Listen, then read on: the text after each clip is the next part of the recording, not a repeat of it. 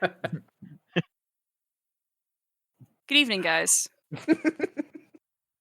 Good evening. It Ugh. is dark and empty. It is cold, and there is smooth glass under your hands. As the light from outside begins to filter through the rounded walls around you, Zira, you find yourself home, in a place where you are finding your body again. This has happened before, just once. You were in a glass bottle, and once you have finally found every ounce of your soul and brought it in to you, you will be whole again. This takes time, and it's tedious, and it's boring. And this is the second time, again, that you've had to remake yourself this way. It is hard to determine whether or not this is success or failure. All that it is painful, physically. When you are all together, finally, the glass jar opens, and you find yourself out and on the floor of a black stone hallway, where one side is open with windows to the expansive maze of the Fortress of Misery and the horizon of desolation of the Shadowfell. And on the other side is shelves and shelves and shelves of glass bottles. You have a place to go. You have home here in the castle. And everything you need to prepare again to continue the work you have sworn your soul forever to do. What do you feel?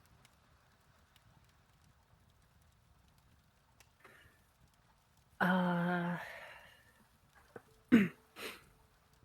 the second time coming to is probably less focused than the first, where the first time I would just put on my head straight and get back out and do her bidding again.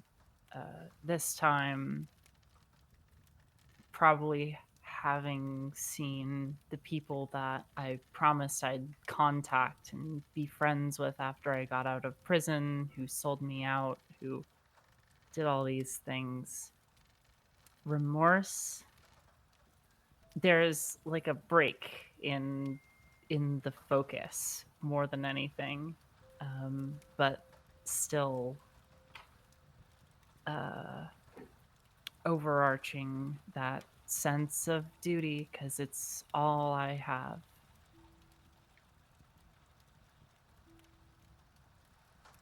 You hear very familiar footsteps as Song, who is not designed to leave the Fortress of Misery and is conscripted to attend you, fetches you and asks if there is anything that you need.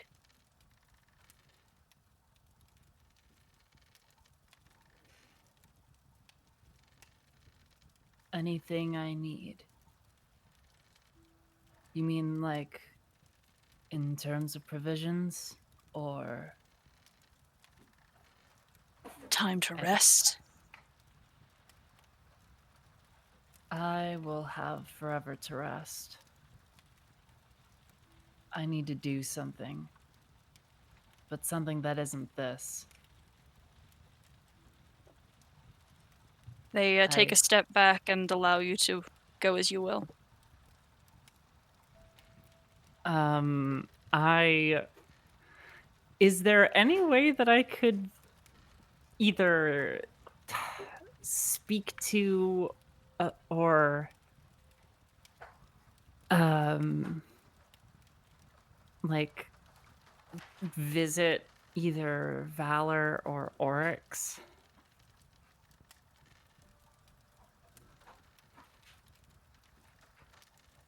Not without request. And I would be making that request to the Raven Queen, right? That would be correct.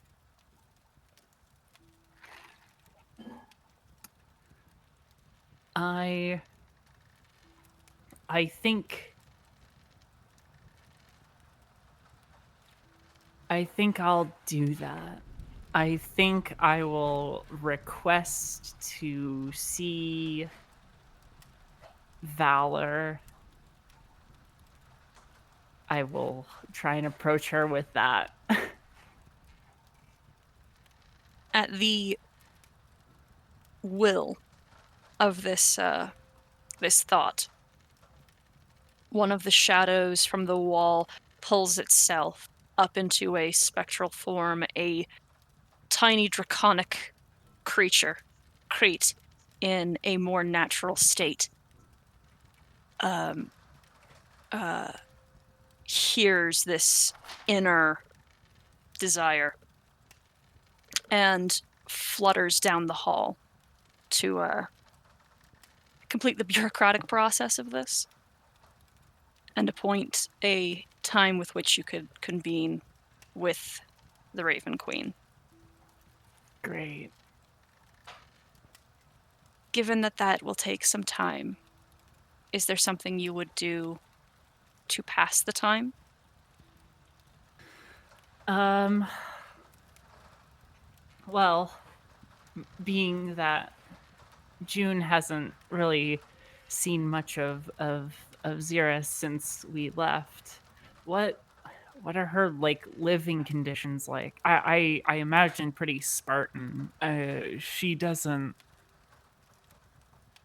She likes lavish things. She likes like just material stuff because it is nice, but never finds the time to enjoy it. I don't know whether or not she would just be all completely thrown into her work or there would be something laid out for her for things she's done.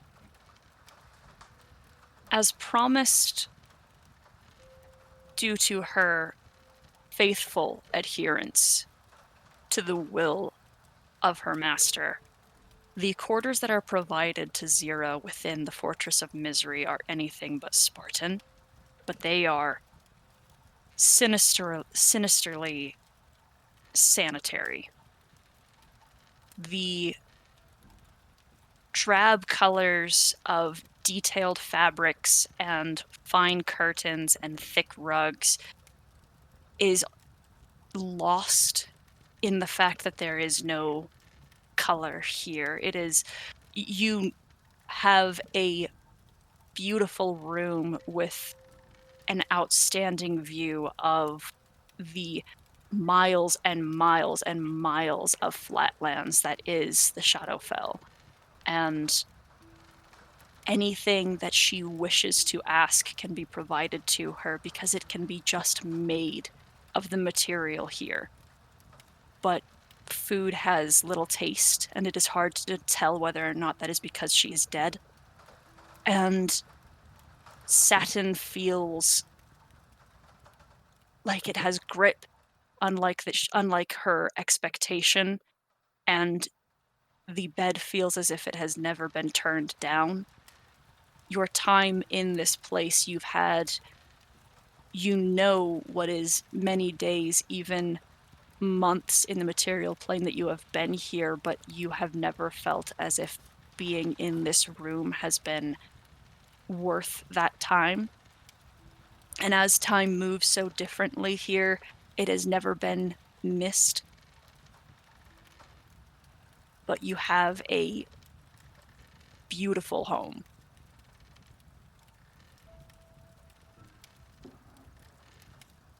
Uh, I guess because of the nature of the request, I'd probably ask Song to accompany me in my room, which would probably be a rare thing. I don't think it would really occur to her. I think time probably moves in a very, very, very strange way here. Mhm. But while I'm waiting, I'd probably just want their company. Okay. Is there anything you need to say to them, or you just need them around? I would probably ask them like what they've been doing while I've been out on the material plane. And, like why they haven't accompanied me back. You see there is a blankness in their eyes for a moment as the response is formulated, and they tell you, "I've been attending the space here. It is not my place to perform the tasks you are assigned. You are chosen. I am here."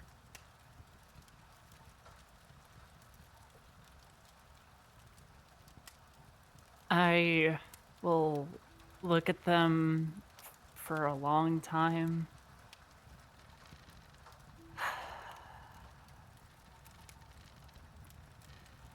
You're here because of me. I chose you in a way.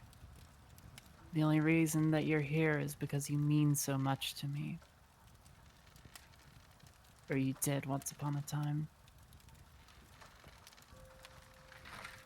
Saying that, their form flickers in a way that makes you think for a moment that they will be vanishing, but they remain.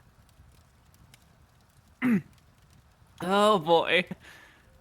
Uh, no sound, but her eyes would just widen and like faintly reach up before kind of hiding the gesture. Hmm. All right. Are you are you even real? Of course I'm real. No, I know like the soul.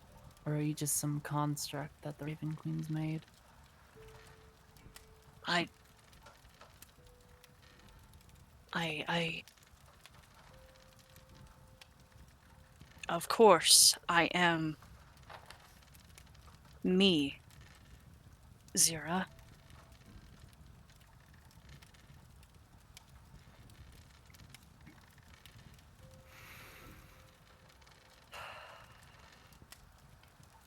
Of course you are.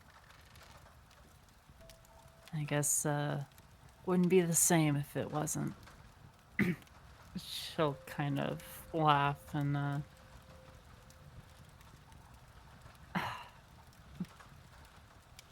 kind of lay back in bed and just say, "Play me something while we wait, would you?" And then, if they are allowed to play music, she'd probably just fall asleep. There is a moment of silence before they retrieve their their loot and sit at your desk and play for you until you don't sleep, but you drift from consciousness and float from presence of your newly formed body into a soft gray space that is light and warmer and feels dense, as if there is fog, tangible fog that is pressing in on you. And you are asked by this space, what is the purpose behind your request?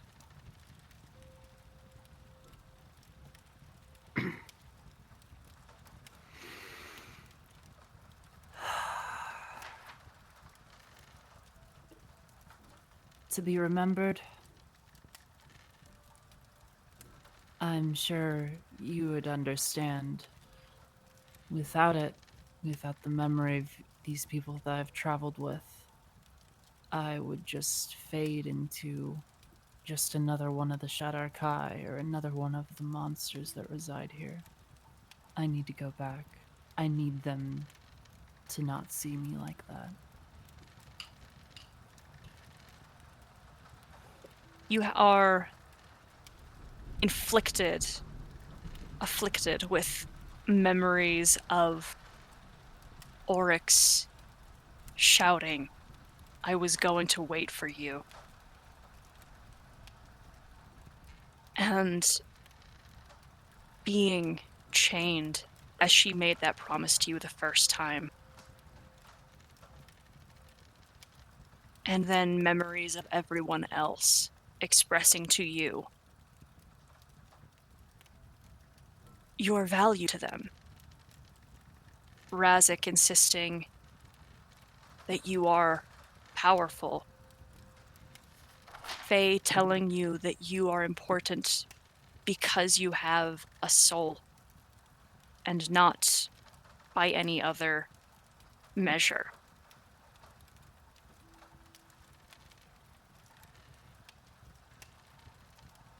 And you are told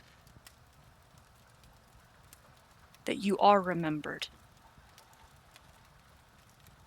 And you are asked whose opinion matters more.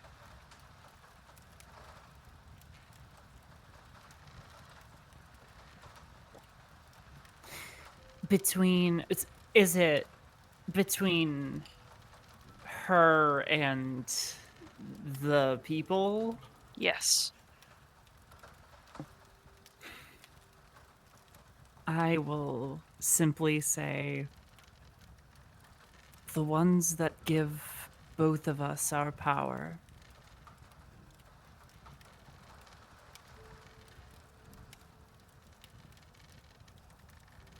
Is it not enough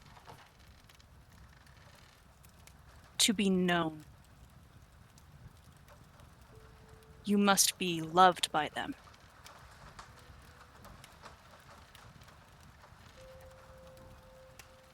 And there is condescension in this question.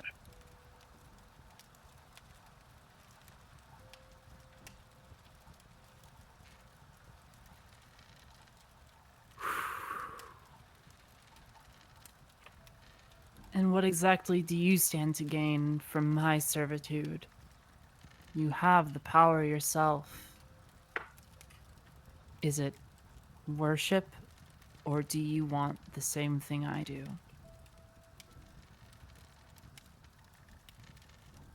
You are once again forced to endure the anguish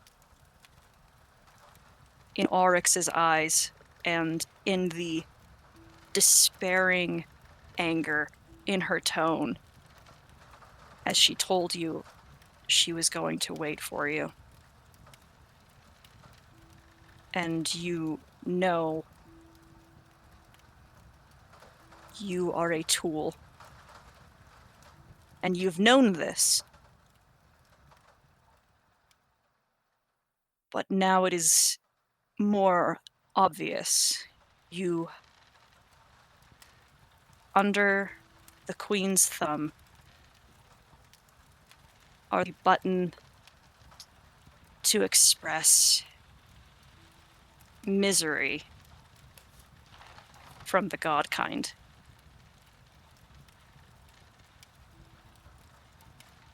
Then let me go back and open those wounds.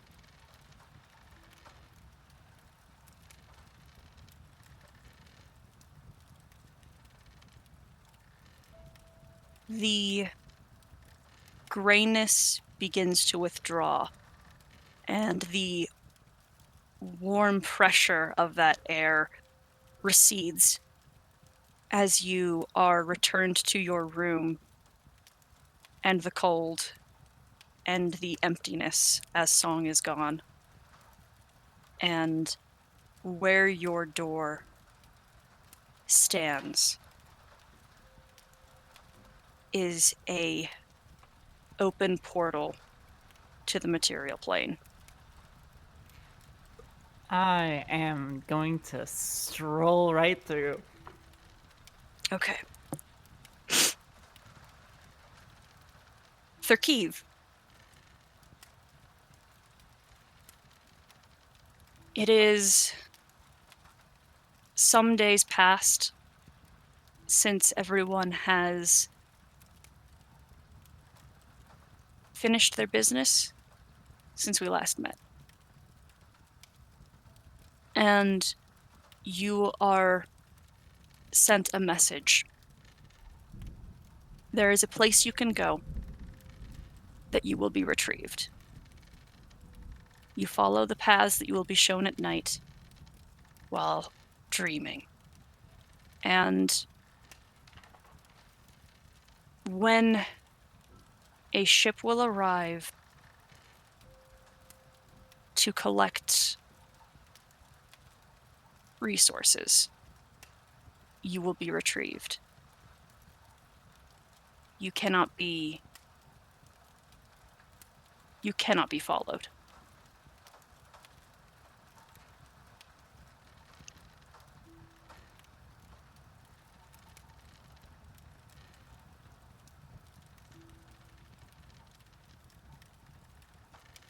Understood.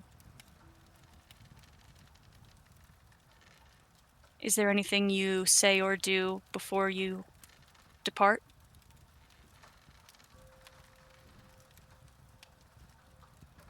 That's a good question.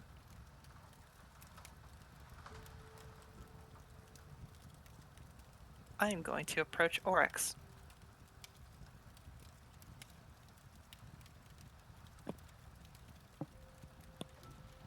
Where do you all think you are? Do you think you're in Taymorden? Or Brookvale? Or Waterdeep?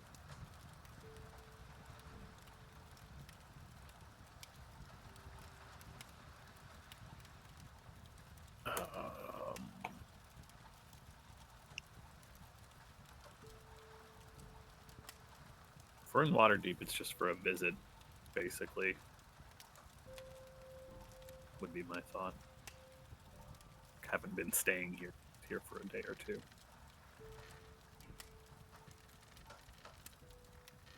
We'll say you're in Brookvale.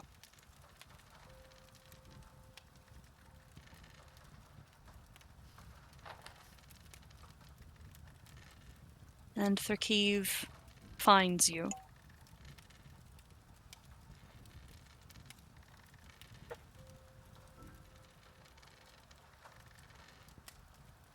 Everything? Kidrak Oryx. Hello, Thurkiv, how are you?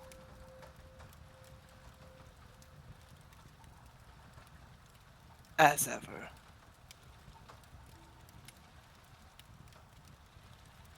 Dutiful.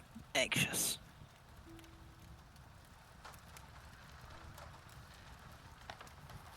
I have received word. From... wait. Vlaakith. Vlaakith. In your tongue. Death. We'll go with Vlaakith. an unusual occurrence. The sending of a frigate for my retrieval. I see. And the retrieval of supplies. What sort of supplies do they need? This was not I know made- you have said before that your people come to this plane and take the things they need, but I've given that thought, and it would seem to make more sense since we have had some time to come to understand each other the way that we do. It would make more sense if we could assist you, provide things you might need. This keeps the people here safe, and it makes sure that your people get everything they need, and perhaps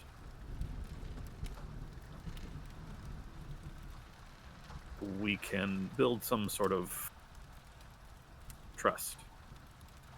We have a common enemy in the... Wait, I can do this. The Gek?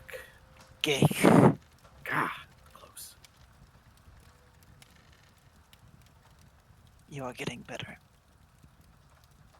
Right. But if we can help you, help your people, that seems to be a benefit to us both. Perhaps this could be equitable. My appointment with my retrieval is on a set time frame. Do you have a method to slip through the cracks? We will go to the Timeless City and speak with Vlaakith. I It is by don't- her order alone that the raiding will cease.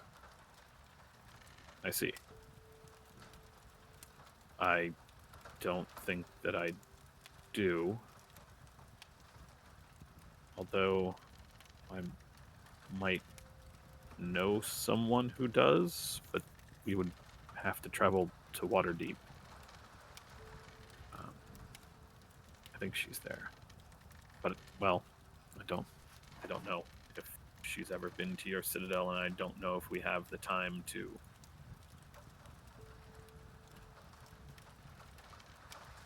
Well, we can try, I guess. I can't do it on my own, no, although we do know several powerful wizards who might be willing to assist us, especially in an effort of peace. This we will investigate, but spend no more than 24 hours.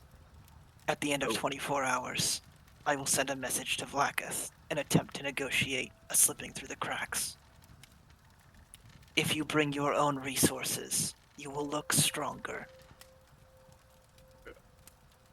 My What- kind thinks of yours and the others that live here as cultureless, scienceless savages, incapable of even the most simple of planar magics. Showing that you are capable, that you have strength, will be instrumental in convincing her. What sort of resources exactly are are you implying? Because The ability to see her will be enough. It is a feat unlike the which we have ever seen from your kind. Outsiders. The stray souls that find their way to the Timeless City are unhinged from their body, attached by an astral cord, easily severed, prey. If we make it there, corporeally, you will prove a kind of strength that will say more than words. Huh. Um, okay. I don't fully understand. The only other time I've been to another plane, we definitely went corporeally. I didn't realize there was another option. Mine is a realm of thought.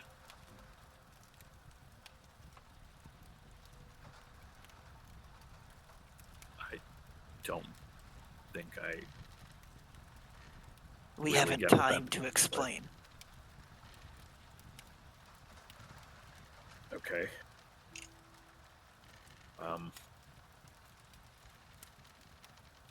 We'll have to find some way to get to Waterdeep. I then quickly, my friend Faye there, she has an amulet, but I don't know that she's ever been to your plane, so you would have to connect with this device and then use it to transport us, and then I could use it to get us home. Well, this plane. Then, if peace is an option that you wish to pursue, we shall do this. I will forewarn Vlaketh that I am going to arrive. Wait, aren't you supposed to wait for extraction? I mean, your meat. You said you had a meat. Yes. It is in time. There is time to act.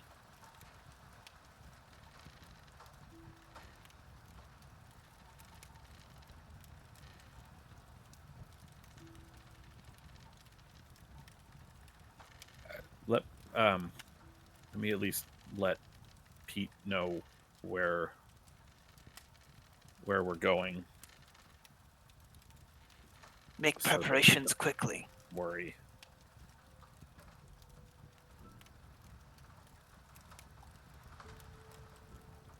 If you But it- wish, I can notify him now.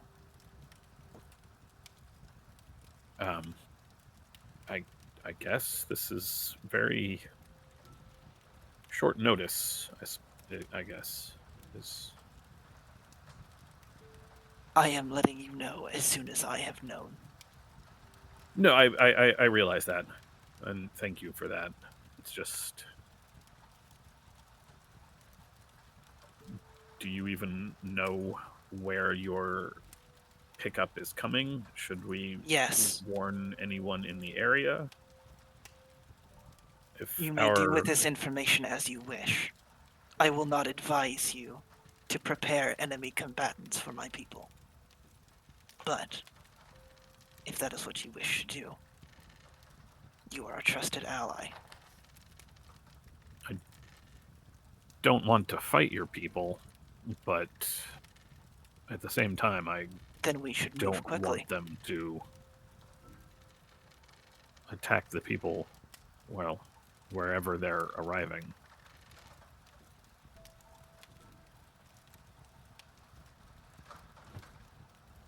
What sort of supplies do your people normally take when they come here? Food, weapons, medicine? Yes, all of the above, and more. Such as? Objects and artifacts. Accumulated knowledge of this realm. Other such things of tactical or arcane importance. Livestock. Carpentered goods. Essentially anything that isn't nailed down. Huh.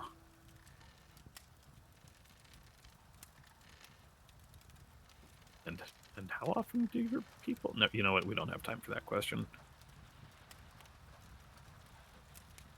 Yes, a question of time becomes relative.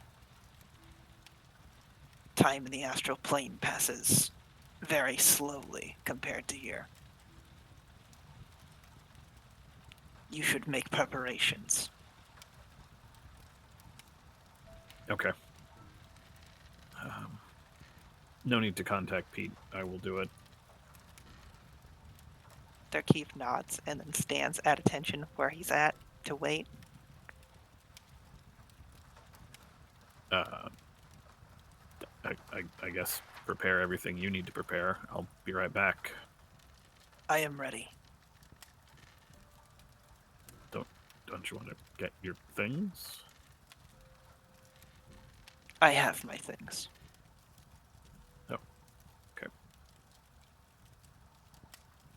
You were under the impression I had more? I don't know. I thought maybe in the time between Kalamazrak and now that, you might have picked up some things that you liked while you were here. But, I have done no such thing. Although, I cannot speak for the little one.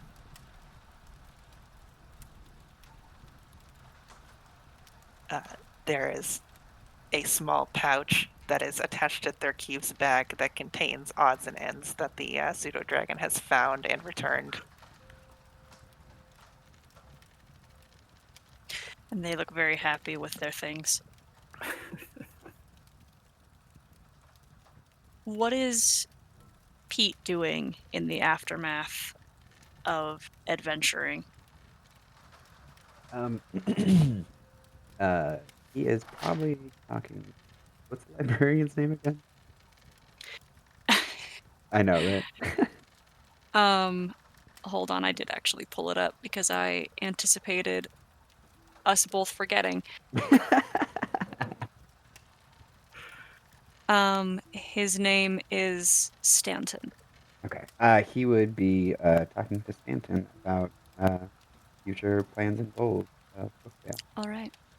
And as you've been gone for as long as you have, and the leadership of Brookvale has folded as it had, Stanton has managed to carve out a bit of a niche as an elder.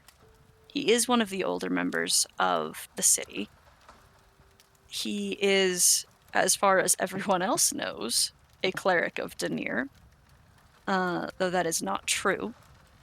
And he has been put in a place of trust within the community and has been acting leader as in your absence. And in truth, does not anticipate, with your naivete and your reluctance so far, to move any sort of power to you. But he is welcome of your advisement, and he is happy to have you home.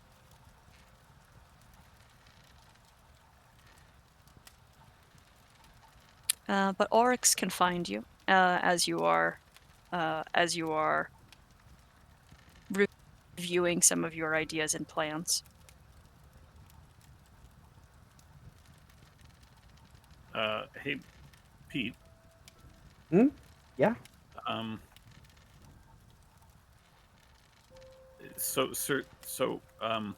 Well, Thurkeev has been recalled, and apparently this includes some of their brethren, some of his people, some more showing up, and that is a problem,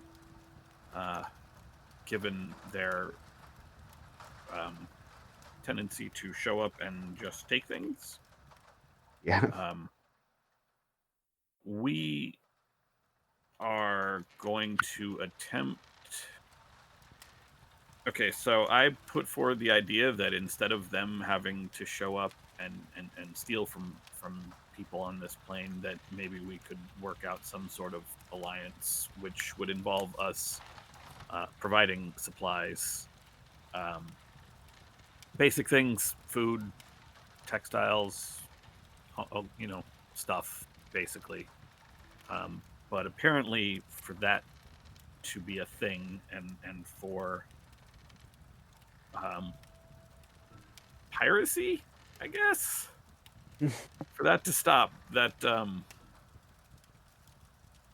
I need to go to whatever place Tharkiv is from, this realm of thought, as he puts it.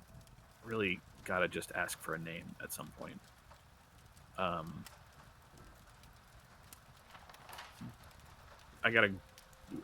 We're going to go there and try to have this negotiation before Tharkiv's comrades show up.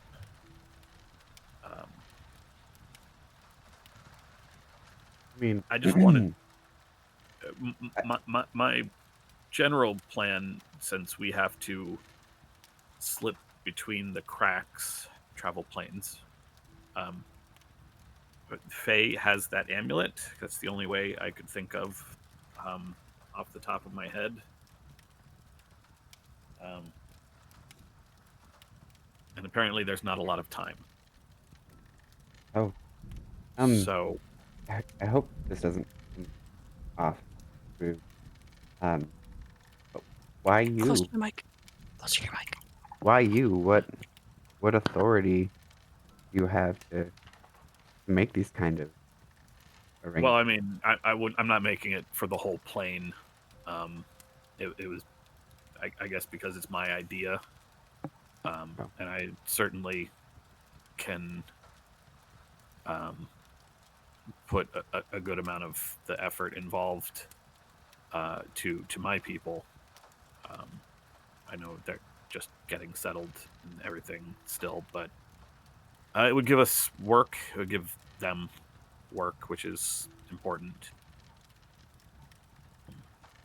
And it would also give us here on this plane, everyone here, an ally against any future attempts by, well, any future incursions or efforts or really anything by the Mind Flayers, which I doubt they'll, be content to just say, oh, they stopped our plan once. They'll never do it again. We'll just not go back there. They'll probably be back, is what I'm saying. Yeah. I can take both of you to Waterdeep very quickly, and I won't be able to stay. I'll have to come back. So I can take Razik too, and in the event that you guys need to travel after, he can take you guys. Yeah, that would be great. I couldn't think of another way to go to be able to get there without waiting on Tharkiv's people to arrive. Yeah. So Okay. Well, yeah. Get your stuff. I can go find Razik, and then we can meet in 5 minutes. yeah, I just gotta run and find Misa. This is outside the realm of Centurion duty, so this is gonna be this will be something I have to do on my own. Okay. If you want, I can take her to Lork after I take you to Waterdeep. I'll leave that up to Misa. Okay. I'm placing her in charge while I'm gone, so I guess if actually, yeah, no, you know what? I'll speak to her. Take her to Lork, and she can have the group there begin preparations for this in case these negotiations go well. I guess if they don't, well, if you don't hear from me, well, no. Their keep said time flows weird there, so I'll figure something out. You don't come back, I will come find you. I appreciate that. Pete will cast Sending, ask for Razakzat, and then immediately go to her. Yeah, I'll be right there. And then through a local tree, boom, there's Razik.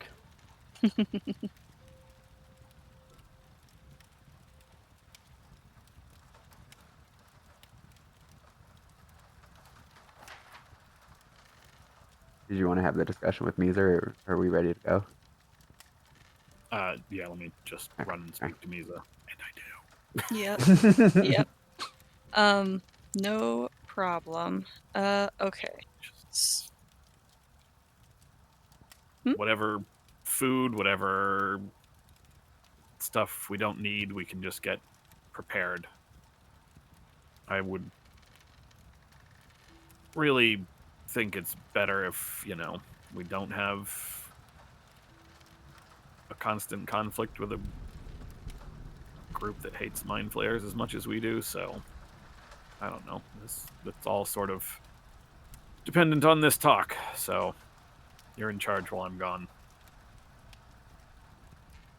Salute. You know what? This can't. I can't be taken with this. So, more than anything, this is yours to protect. And Oryx will remove the wooden box that contains all the Centurion records and hold it up for Misa. She takes it with such awe and respect and holds it close to her chest and nods.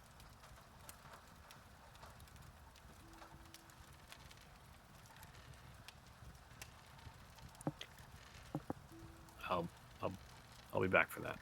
Keep it safe. Yeah. Okay.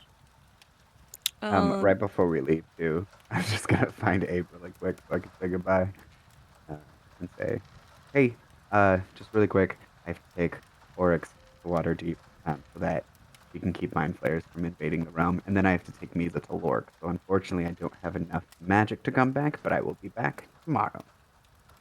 He will go kiss him on the He is still very much in recovery, and is still very stiff and uncomfortable and awkward around you. But he nods to you, and you all can leave and do these rounds. Does Faye give the amulet?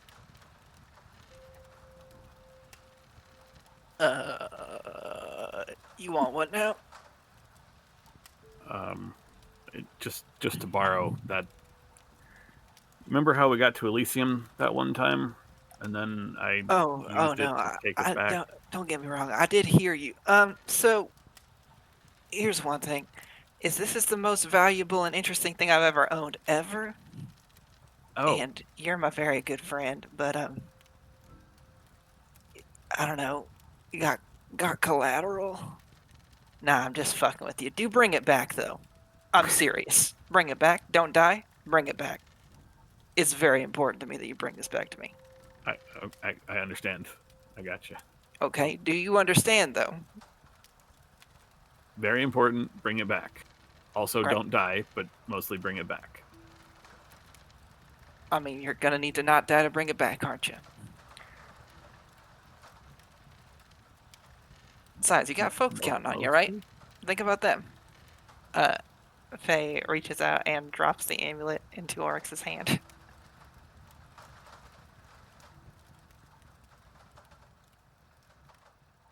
I'm serious. Bring it back. Yep. Fast as I can. Before I go anywhere else, I will be here to bring this back. Thank you. Yep. Hopefully this will save a lot of people a lot of trouble. Oh, and may I reiterate another point? Don't die. I'll try not to. I have sort of a vested interest in not dying.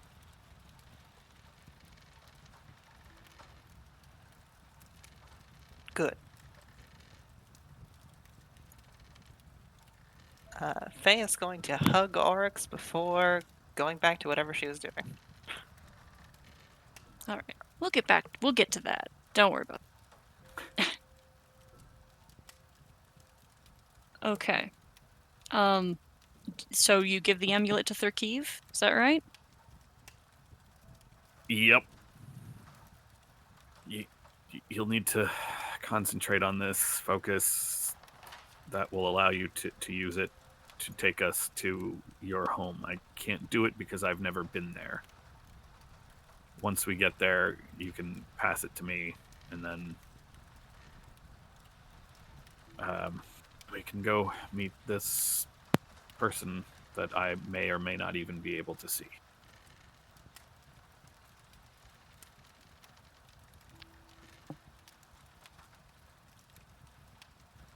And this is done?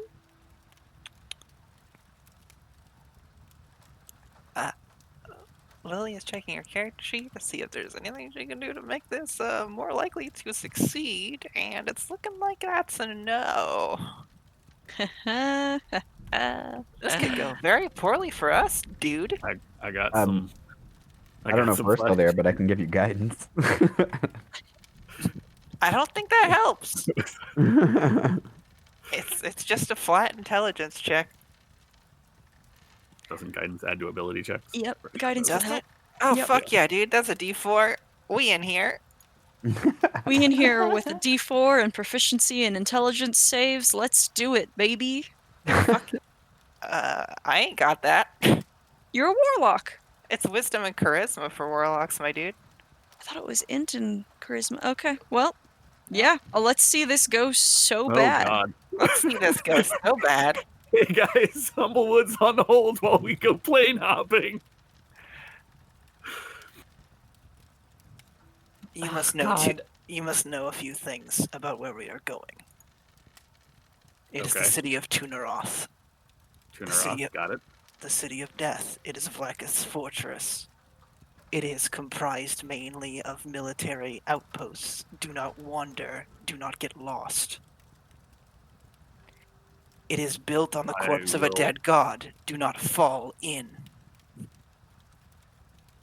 Okay, hold on. Hold on. Yes. Hold on all of this. What? Its blood is caustic and will melt you to slag. Do not fall in. Sarah,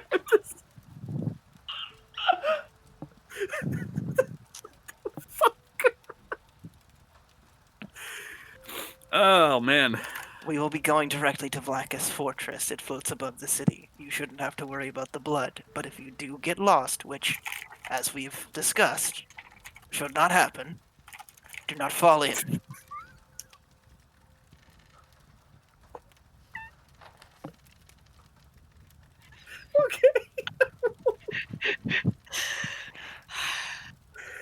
Why is there still the fly there, accidental right? comic relief? You know, if you'd followed orders, Thurkiv, this wouldn't be an issue, but now we're doing this. Why aren't you following orders? I am going to follow orders. I'm going to be there when I'm supposed to be there. Are we though? No, there's a solid possibility we're about to end up somewhere on the astral plane. That's not where we wanted to go, and we're gonna die. Negative elemental plane or some shit.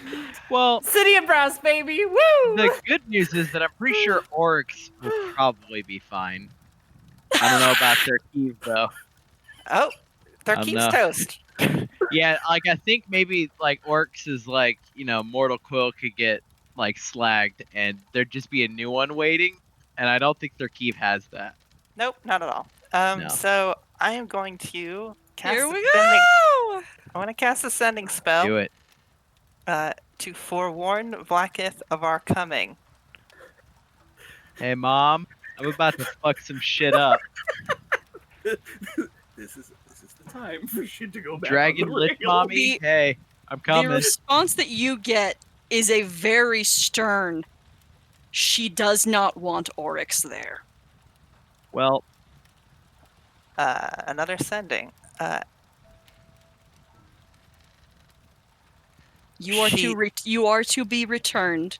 You are to return at the time of retrieval at the appointed location and time. Then I will do that.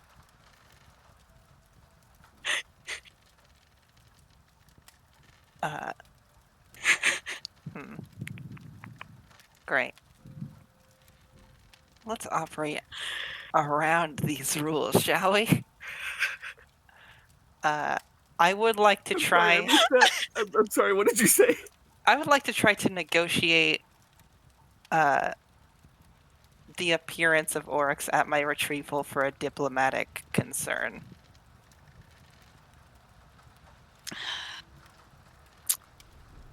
Roll me a persuasion check at disadvantage. Yeah, that's why I thought this ain't gonna work out for us guys. I didn't want to have to roll any dice tonight, but I did a 20. yeah, you could do a 20. I didn't think this is what Ted would do, Sarah. I was just gonna tell him I was leaving and leave. You told me your people are gonna raid the prime material plane, and you I think said Oryx probably. isn't going to try to help her friend. I Come on figured- now. I It's didn't think almost it'd be a like there was diplomacy a mission. reason that that she told you not to be Fallout.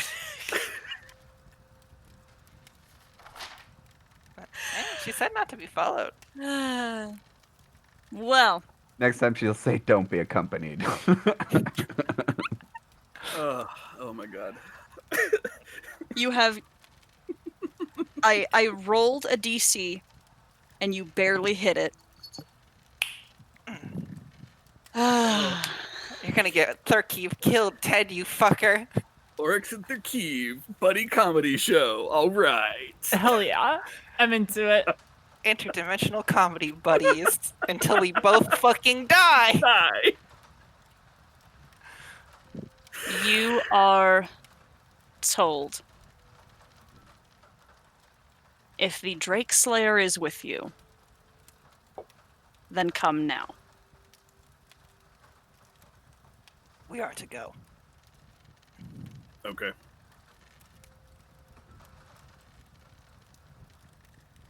You will speak when spoken to. You will make your demands clear. I understand how this works. If there is an area where you need to convince them, allow me to speak. I will fill in the gaps where you are ignorant. Okay. I will make all of my statements through you, unless I am directly told to speak. Speak with strength. Speak your own mind. But give me space, and I will help you.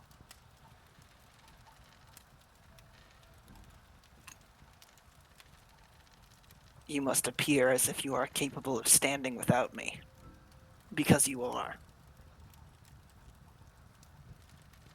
My people respect only strength. Show them weakness, and this will not work.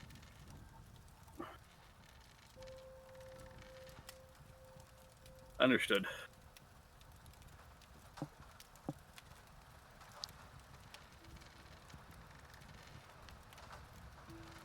Alright, let's go. Let's go fucking meet some Gith. Make that fucking check, asshole.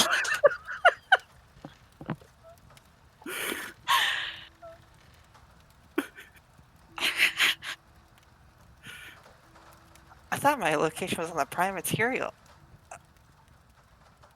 Don't we have a teleporter for that, Pete? Buddy, Sorry, what happened? I don't know. I'm typing something funny, so I wasn't listening. He's workshopping a bit. He can't trivia right now. Great. Do you want? Okay. Do you want to go to your designated location, or do you want to use the amulet? You want to follow goddamn was- orders? You want to do some clown shoes? I was told to go to the location, and I was said that I could bring Oh, But Bring your diplomatic- friend. yeah, bring Where- my And yeah, buddy. we don't need to do this amulet shit. Okay. We don't need to I- go. Yeah, we can I can just only go. We teleport- can go meet up at the convenience point. I can only teleport 3 places, so is the location near any of those? Lord, Waterdeep and Brookvale. Where is the requires fucking you to location? tell Pete. Oh, Oh, that's a good. I'm so sorry. That's a good point. I got a boy killed. What? I'm getting a boy. Thakeem is getting killed. Like, we know this. Blackness is not happy with this. yeah. Well, I mean, That's all right. as far as I'm concerned, this is Thakeev's fault. Oh, that's 100% Thakeef's fault. He's not very smart. Oh god, if we were having you do an int check. Oh boy. That's why I was so damn worried. Man. Okay, so you guys are giving the amulet back? Cool. Tight. Yeah. Thank you, Faye. Didn't need it after all. Here you go. Sorry. Bye. I gotta go. God damn it, Faye, stop them.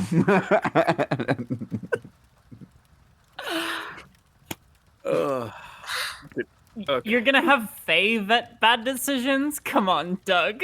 I feel like she should recognize I know we're pulling it. for a miracle, but not that kind of miracle. I'm just saying game recognizes game, so like Queen of Bad Ideas should recognize a bad idea. Okay. Steve had played for all of 15 minutes and got infected. I'm To be sorry. fair- I'm just dying at the fact that this is like a giant showcase in No Plan Ever Survives. What is that? No Plan Ever Survives Players? something with the enemy. Contact with the enemy. And in this case, yes, we are the enemy. We the players. Yeah. Specifically me and Lily. We are Sarah's enemy today. No, it's Lily's fault, because if she hadn't said anything, then we would have had this scene done 10 minutes ago. Get amped. The issue was you gave Oryx a chance to be nice. That's the issue. Yep. Yeah. Accurate. That is Should've accurate. just let Steve go. Sarah tried to not give Oryx a chance to be nice and then put it on me, but she forgot that in the last episode of fucking Tay Hunt, Thakeev and Oryx became good best buddies. Ants! This is how we get ants. All right, fuckers, what are you doing? We only have We're two going and a to half the more meeting hours point. of this game. Yeah. Yeah. Okay. Or do we? Yes, You wanna- we do. This. Hey. Sorry. Okay. Focus. This is days long trip. You prepared? Yes. You doing it? Yes. Okay. You're hitting the main road and doing this the long way because apparently there's not another way to do this. Wait, isn't Razak there as well? Yeah, I was gonna say if we know where we're going, that might help. But I don't know, Yeah, Thakeev, no, have you you didn't. mentioned that yet? explicitly, Do you know? I didn't. I mean, Thakeev knows, but I don't know out of character. I didn't know how hand-wavy we were going to be about it. Thakeev we can't- understands the location, yes? He understands the place he is supposed to go because he will be shown those places overnight. That was the Great. intention, because he was probably going to have to walk. Great. if he was So, gonna have to walk, then it's probably close to Brookvale, because that's where we were. yes. Which means we're a couple days walk out. So if we wanted to get there faster, we could- Inaccurate! It was going to be a very long walk! Yes, okay. It was going to be a very long walk. My point is that we could teleport to a midway point and like do the commuter thing where we walk the rest of the way. The don't closest know. the closest point that you could get to, based on the knowledge you have, would be to Waterdeep. and then Great. you'd pretty much be Okay, stuck so walking. that's where we are. Just out of curiosity, how long is this time-wise after the last session ended? A Are couple we of talking days. days or okay? Oh my god. Okay. All right. You all begin the familiar trek down the down the high road. You are walking eastward, actually towards the Gray Peaks, and are going to spend. I think it ends up being like 5 days walking, which has been a very long. Like that is very unusual for you at this point. Um, let me get a head count of who all is here. I'm assuming Mizo went to Lork as what she was ordered with Pete. Is that correct? Yes. All right. So is Razik there? I don't know. Am I taking y'all to Waterdeep? You are leaving Waterdeep. You were with them at Waterdeep. Yeah. We arrived in Waterdeep thanks to Pete. Yep. Gotcha. So yeah, sure, I'll walk with them. Okay. All right. So it's you three. And several days walking, you arrive at the point of recognition, Thurkiv, which is a little forest that is outside a very quaint little city that everyone else would recognize as Secomber. Where you see, out on the fringes of the city, the far western side, where you are approaching from anyway, a lovely green-haired halfling and her wife and her pack of hyenas that has multiplied some with some cubs. Not far from the city reaches that you are designated to await teleportation.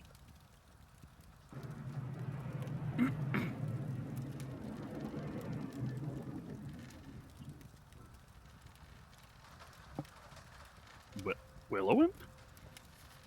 Oryx? Do you have wings now? And Wilwyn will, of course, run over to Oryx and tackle her in a hug, as well as probably all the hyenas. I do. Yes. It's a long story. Razik! She will Hello. hug Razik's leg. And I don't remember you guys. You're new, right? You guys. Yeah. This is Thurkiv. Thurkiv. This is our friend Willowin, and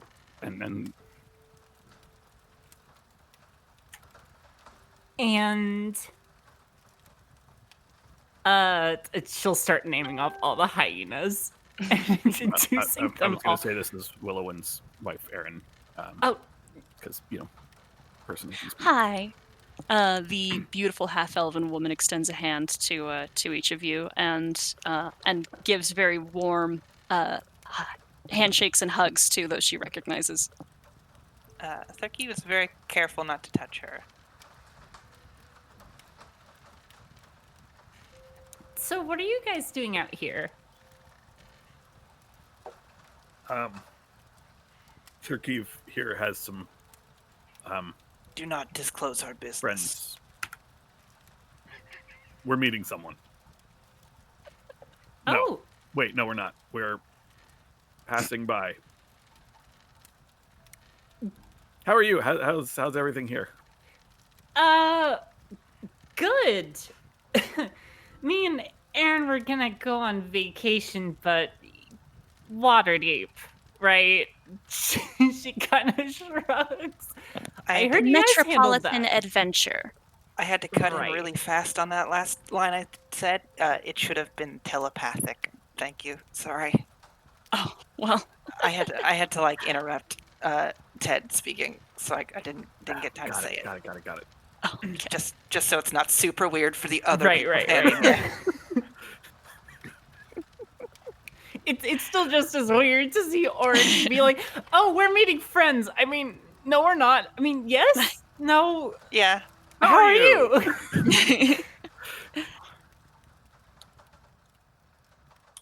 How long will you two be in Waterdeep? Couple weeks, probably. It's a long way out. Hmm. But it's much safer there now. Do you think I could stop by when you get back? Of course. Yes. We'd love to have you. How was the drum treating you? Well, that's what I was thinking. I feel like I could use another lesson. Of course, Razak. Yes. Always welcome. Thank you. How are the Tay folk doing, by the way? Stop by and see them. They're good. They're good. It's we were there a little while ago. They're doing well. Well, Yes, that's Fried good Pepsi's news. there now. Mm-hmm. You Sprite remember him Pepsi. from Lork? The gnome? The one who called me a witch. Right. How could I forget? Wait, he's still around? How did that happen?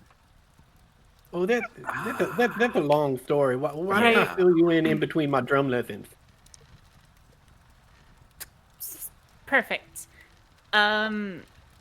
So you guys are out here doing nothing.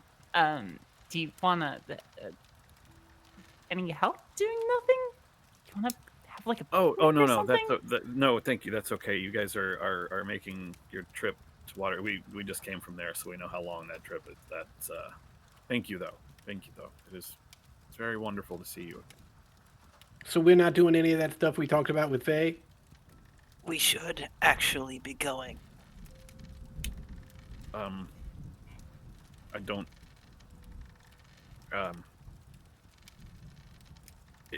if you guys are going to Waterdeep, Razik could help you, I think.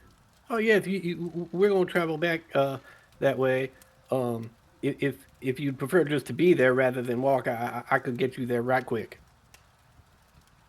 Oh, that's lovely. That would be lovely. Yeah, that sounds great. Wonderful. We'll swing back by when we're finished doing nothing. What? I think Razik that maybe they should get there now. There's that definite thing that Willow Faye's there. Willow can see Faye and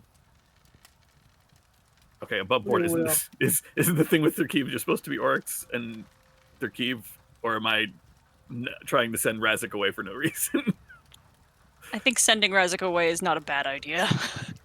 You are probably allowed to bring what would be considered a soldier or vassal or servant. Yes, making these assumptions. Yes. Very, But- very, very sharp. Razik qualifies as 0 of those, I think, Lily's point. Yeah, so what I'm saying is if Razik was capable of acting, period. It might be fine if we could be persuasive enough, but it might be a good idea to send him away, dog. Yeah, I think depending on Razik's tact is never a good. Not a good plan. All right. Well, I will have to come and get you tomorrow then. That's fine. Thank you, Razik. Thank you for this. Okay. Would Aaron, Willowin, would you like to go to Waterdeep now? Here, Razik, I have a sending stone. Since we haven't been fighting, I didn't need to worry about Pete's robes. So, I would. This way, I can contact you if something happens and I need to come back early or late or anything. Okay. Very well. What do we do with hyenas? Well, we were going to leave them with a neighbor. That shouldn't be. Okay. Let's go drop them off and head to Waterdeep. Sure. Sure. Weren't planning on leaving today, but we can make that happen. Okay. As we walk off, have you ever had crunchy chicken?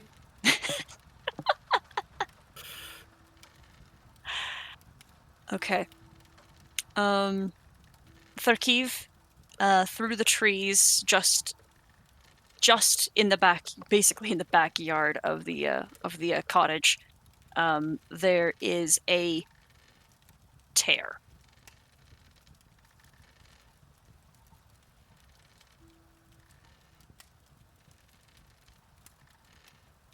Great.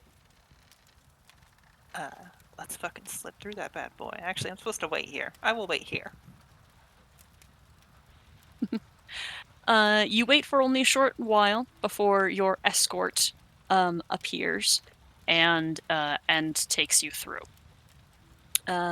into a vast expanse of a space that feels wider and emptier than any place yet seen with mortal eyes. The place that you see as you pass through and seem to drift through, walking like in a dream through the air, is a vast rotted body that has the buildings from all walks of life, namely the material plane, stuck to the sides of it like a child sculpture of Legos. And the greatest of these structures is a building made entirely of glass that is what your bodies are brought to in a grand hall where there is no proper walls except for those made of glass that is painted or made so thick and heavy that they are difficult to see through. And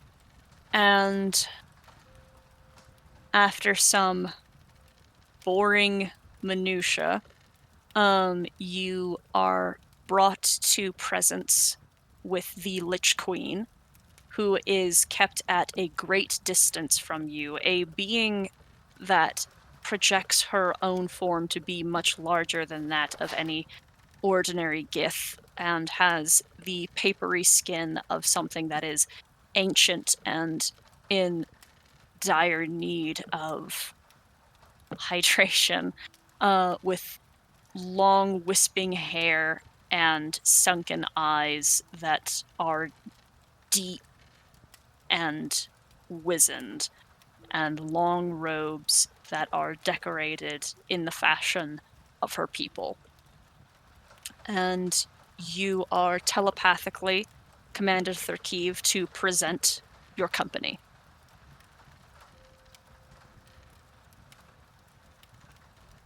Keydrock Oryx, Gig Slayer, strongest of the kind I have met on the material. Intention for her appearance. An ally to our cause. A brokerage of peace. A barter for goods in trade. On behalf of the plane, I look to Oryx, because that is what I have been led to believe. At the very least, on behalf of my people. On behalf of the Keydrock. this authority you hold, and these deep eyes look at you, Oryx, and bore into you. You sense, you can smell the paranoia, the suspicion off of this creature from yards and yards away from where she stands. For all of them, not yet. The ones who follow me will do it out of respect.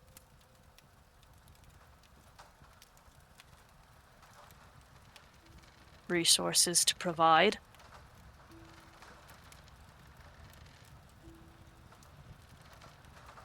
I look at Thurkiv to see if I'm supposed to speak or if I speak to Thurkiv.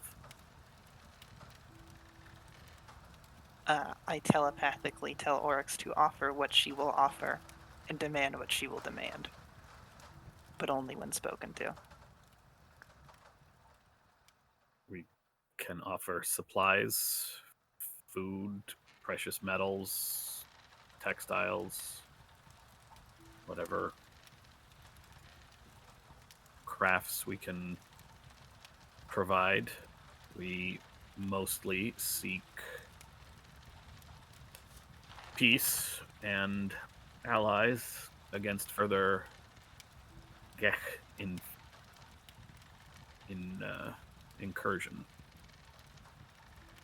We are offered an option to expand our reach beyond here. Outposts, guard duty. At the mention of the ancient enemy, her body seems to grow as she lifts from the ground and wind picks through her hair. She says,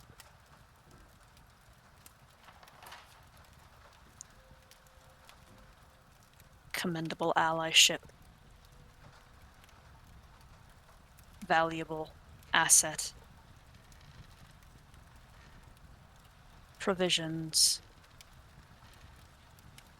Warranted. And what would you have of the Githyanki?" We are asked first to do what we do, to wage war on the Gake. Have you other demands? I look to Arx.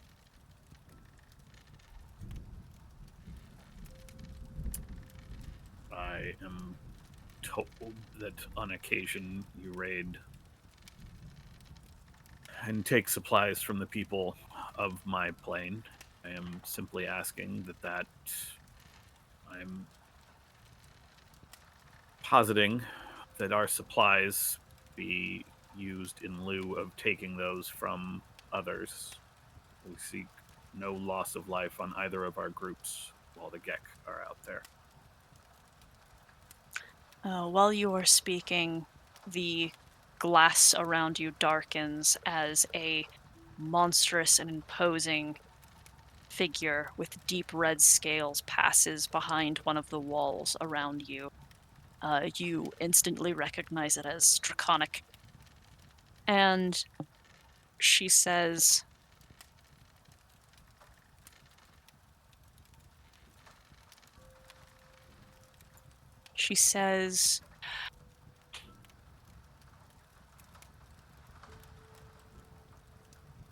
"Acceptable."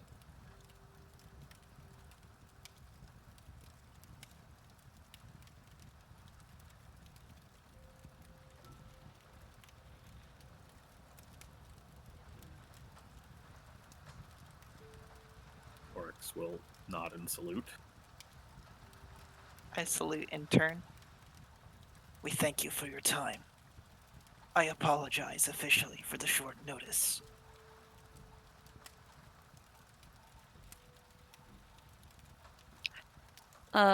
Oryx, you are escorted from the hall. Thurkiv, you are to remain, as you have been returned. I stand at attention.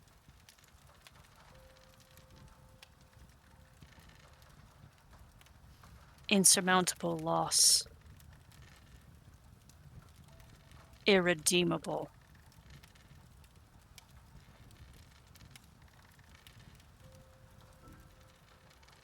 Provide what you have learned. I missed that last word there, Sarah. Learned. Provide what you have learned.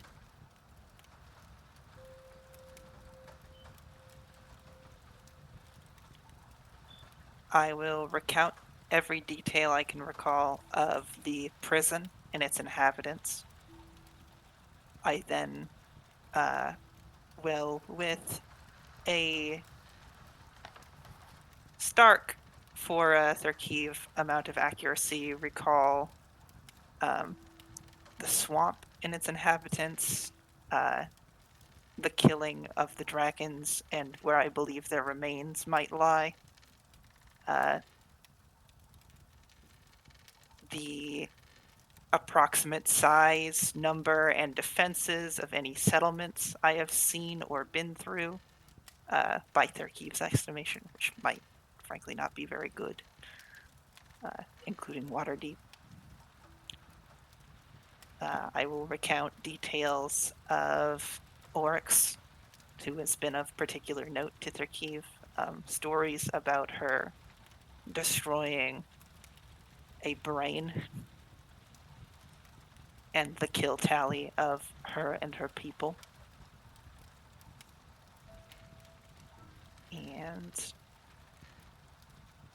I will recount with painstaking detail the last known location and deaths of each of my squad mates.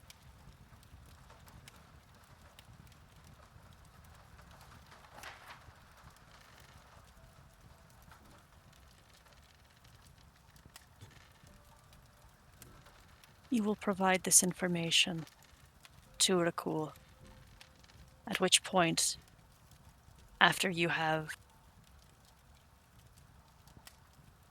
had the accommodating mourning period, you are responsible for emptying this prison that you have found. I will do so with zeal, as your ever faithful servant, Blacketh.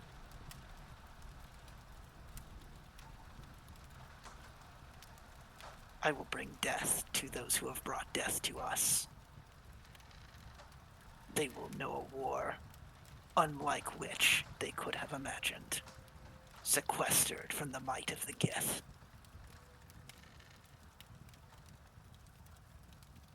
Dismissed. May you reign forever. I bow and leave.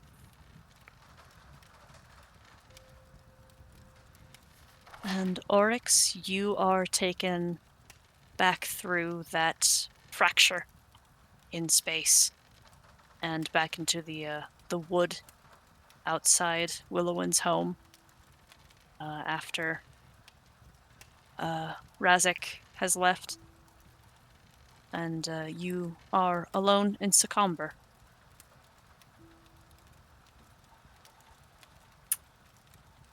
The first thing that Oryx will do, realizing she is alone in Succumber, is go and find the store that she once broke into. I believe that was the Copper Shop. I think that was the first appearance of the Copper Shop. Hi, you don't know me, but some time ago when I came through here, I needed a few things, and I bought them at your shop. But it was while you were closed, and so I just came to apologize and see if I could cover any damages that you had to pay for. I can promise you that the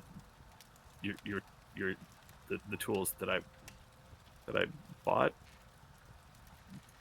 they'd helped do many important things. It's very apparent this person. That was like 3 or 4 months ago for this person. Yup. They even kind of make it somewhat clear that it's possible that they have been robbed since then. Oh no! I didn't rob you. I left money on the counter. You had left the window unlocked, and I just. Well, that's a lie. I know that. Because I didn't have thieves' tools at the time. I couldn't get in. Oh, that's right. Okay. That was one of the things I bought. Yep. You are mostly just befuddling a poor storekeep right now. They do not know what you are talking about. Oryx will just kind of okay. Well, I'm glad everything is, and she'll just put a couple platinum pieces on the counter and just back away, just in case. Thank you again, and then she leaves. Okay. Where do you go after this? I Do you just will. radio Razik? Yeah, I will wait a little bit to see if Therkeev comes back. If/when that doesn't happen, which Oryx is not really expecting Therkeev to come back out. Tharkeev will be expending a spell slot to update Oryx on the fact that he will not be returning to the plane for some time. With Dream or with Sending? With sending. Okay. There's a chance it gets lost. Yeah, why don't you roll that for me? Nat 1 and it's gone. Is it a D100? It's a 5%, D20. so yeah, D20. D20, okay, great. Okay, there you go.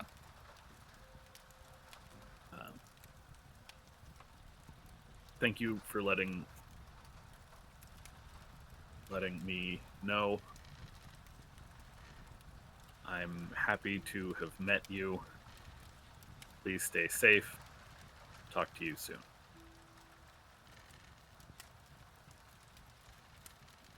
There's no response because Tharkeev is out of spell slots.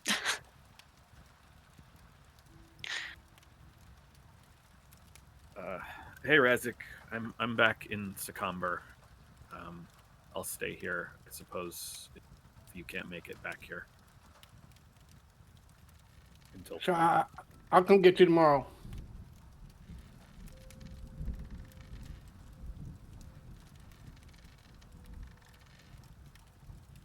Or will put her little homunculus in her hand, say, well, I think for the first time in a long time, it's just you and me. And go find an inn to stay at. In your little hand, it flourishes the blade, gives a big old laugh in its little high-pitched voice, and you can find somewhere to stay for the night. And we'll take our 15, and then we'll finish up.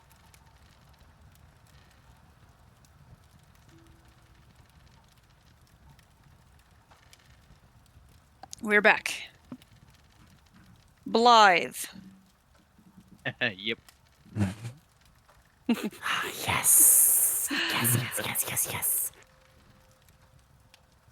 We're moving now to non-linear Mm-hmm. exploration. So what becomes of Blythe Vanan?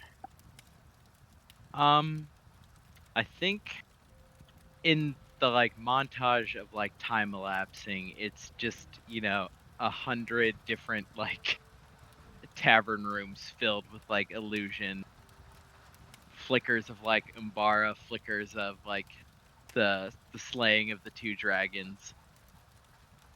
Just a montage of not really where, but just the inside of a tavern somewhere. Hardly ever see the outside of the town or the travel in between. Just a steady montage of Blythe up on some kind of stage or up on the bar or up on a table. The show happening around him. Occasionally, you see Rose flickers into and out of the audience. Rose is there for a bit and then gone again. I think Blythe does gradually get older. Or at least initially you see Blythe starts to get gray hair, and then conspicuously the hair is not gray anymore.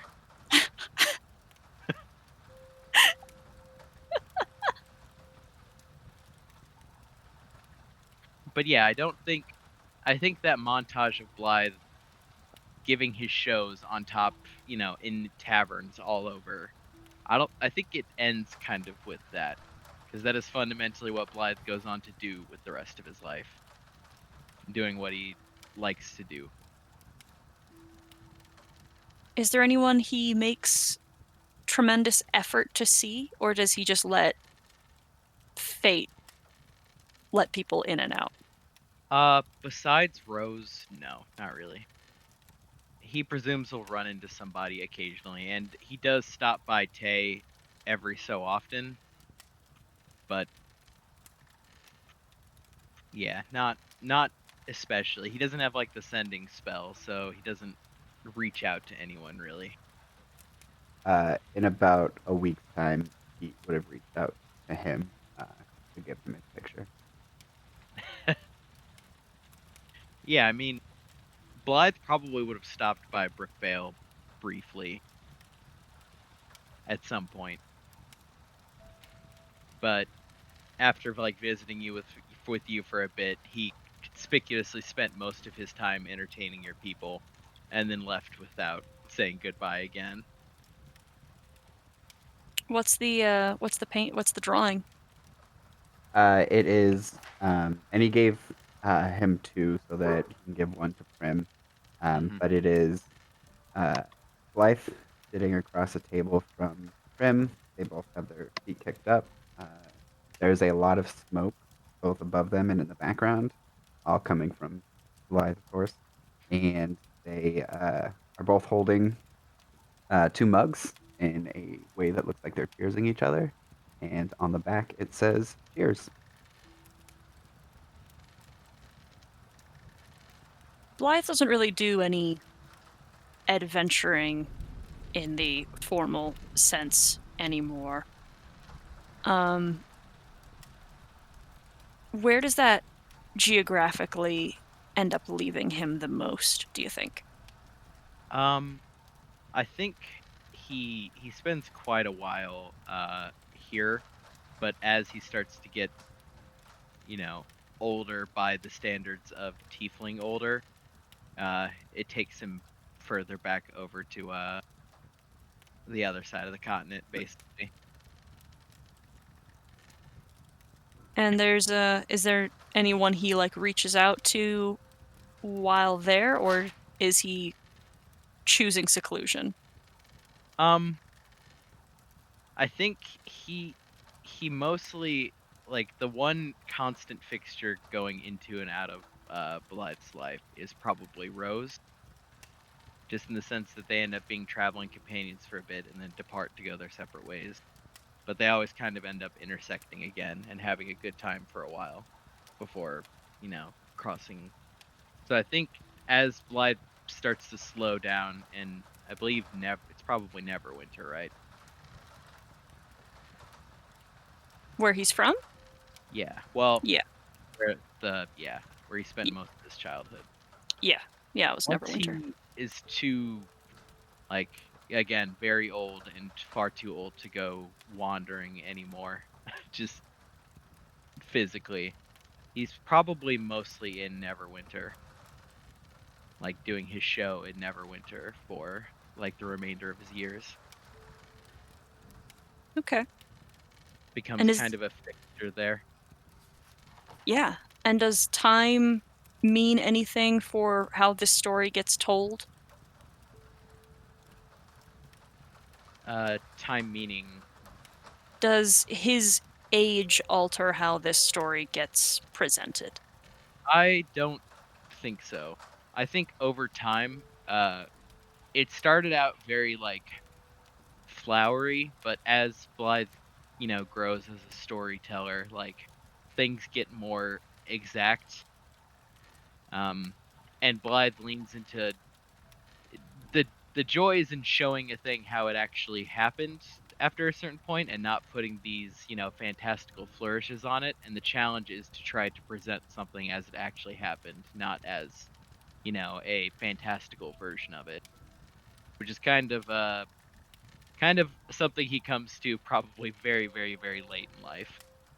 After like mastering the, technicolors and the like fanciful. He Mhm. eventually realizes there's merit to just telling the story as it happened well and showing everything as it happened. Does he ever take on an apprentice?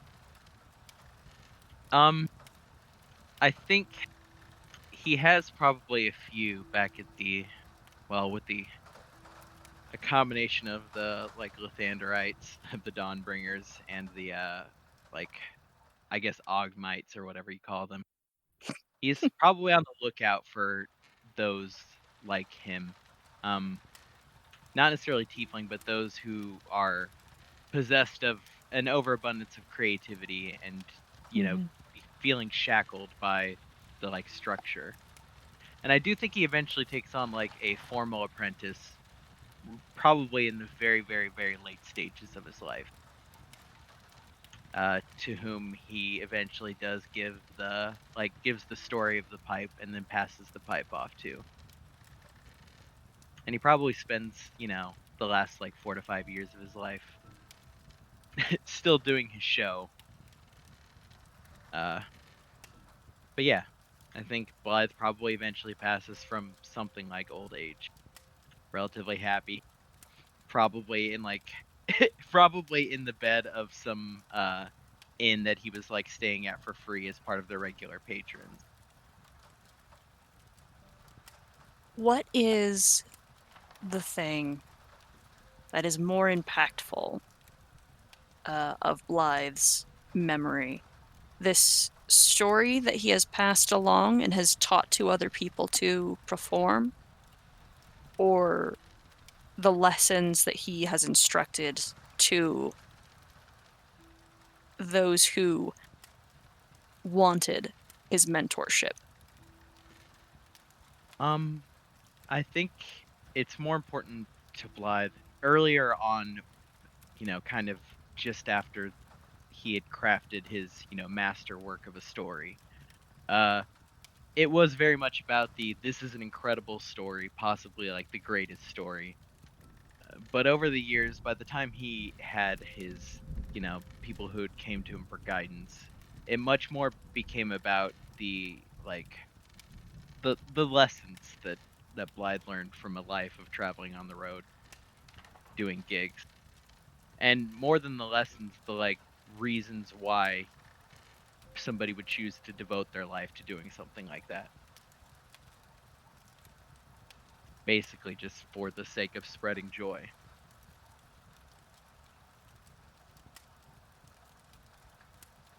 All right.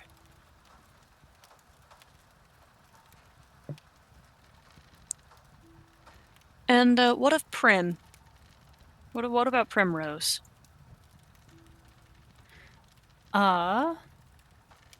Probably like Cody said, intersecting with Blythe, every once in a while, like staying good friends with him, but just by her nature, she's very much not like tied down to one place. As much as Blythe is a wanderer, she does not have like a profession to do in one place. Mm-hmm. So it's mostly moving around and traveling around. I think after a certain point of doing a little bit of mercenary work, probably doing some work for the Enclave and honing her skills just a little bit more, she might want to return home, see how things are, maybe check in on some old friends and family, take them out, see the world. I don't know like the situation of the Zentarum there, but I would imagine that if she wanted some actionable sort of intelligence, she would have asked what's her name, the Avatar that in the Enclave, because she's been doing a lot of work with the party and all that. So if they had any word on the Red Hand, they might start there. I'm sure she's not boneheaded enough to. Jarenth, thank you. Thanks, Ted. I'm sure she's not boneheaded enough to like go for the leadership, but maybe to either relocate them to Tame Warden or like to Lork, do something like that for the ones who want to like live free of this life of just like defending their home. But I'm sure there are some older satyrs that get to be like, hey, we have to defend the forest. There's like strong Fae connection here that you Mhm. can't convince. How desperately would she petition such change to Like either a, Jarenth or to her elders? I think to Jarenth it would be an easy pitch. It would just be like, hey, I have a bunch of friends that are of like mind. Have them over. But to her elders, it would be I don't think she would go to the elders that she knew would disagree with her. She would probably just go to the people themselves and offer up this sort of, you know, place where they would be accepted and like would be free to um like experience things, but also have like a place to return home if that's important to them Mhm. in like Tame Warden.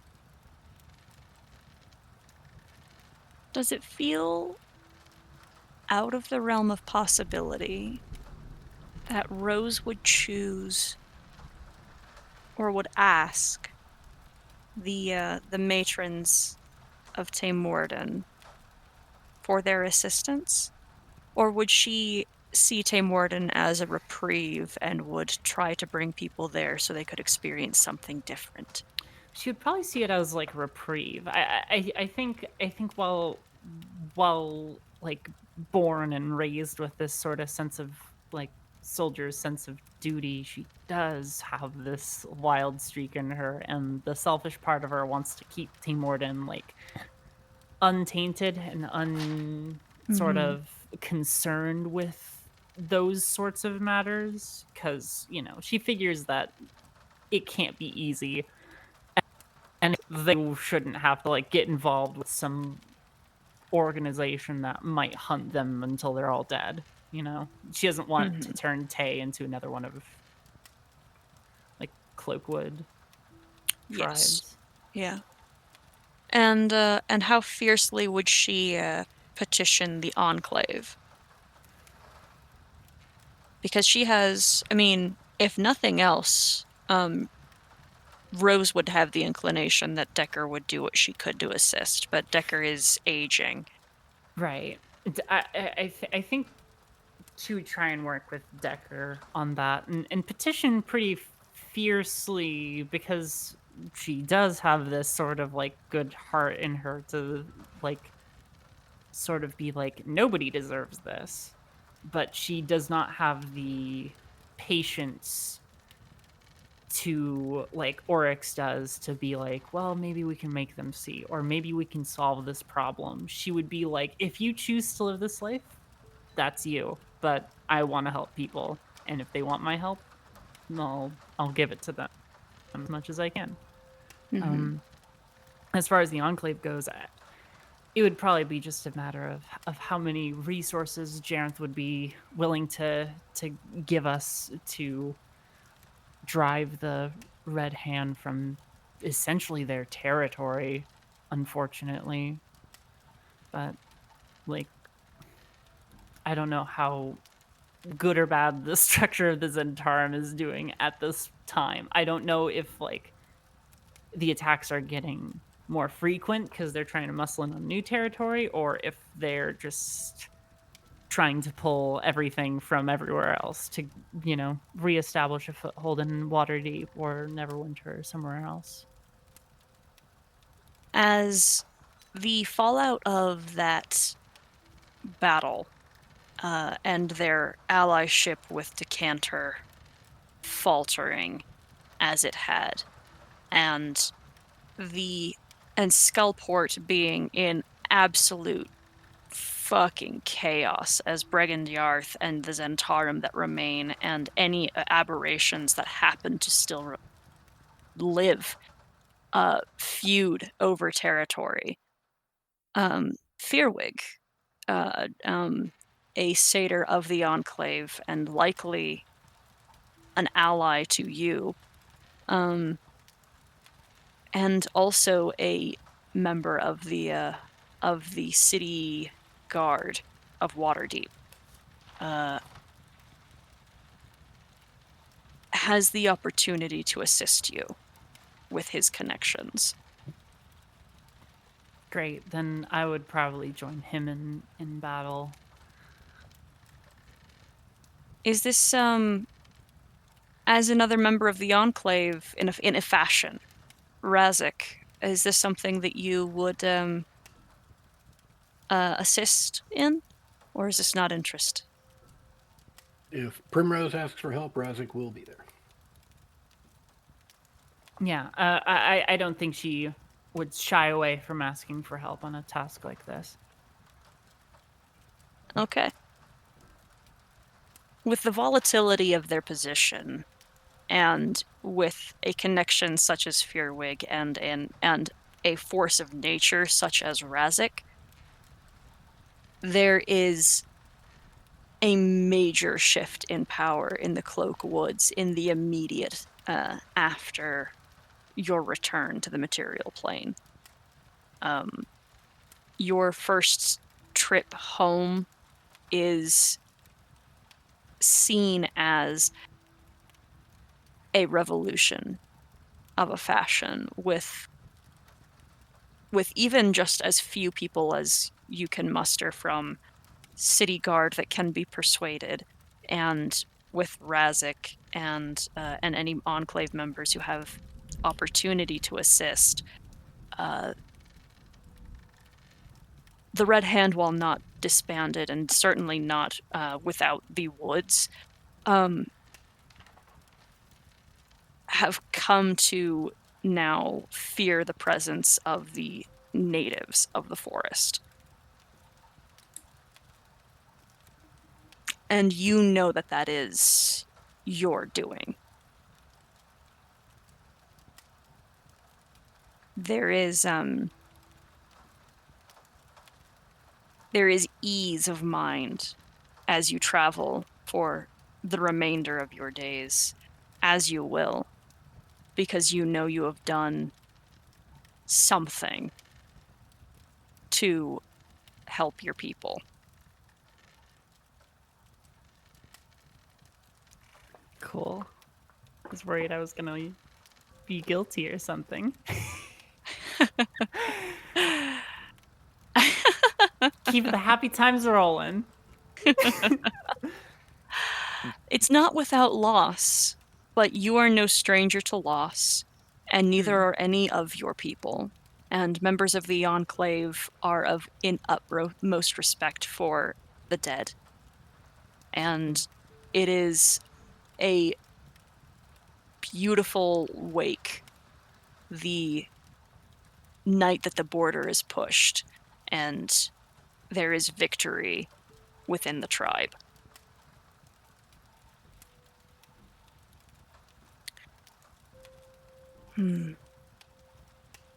Faye, Yeah, dog. we've talked a little bit about what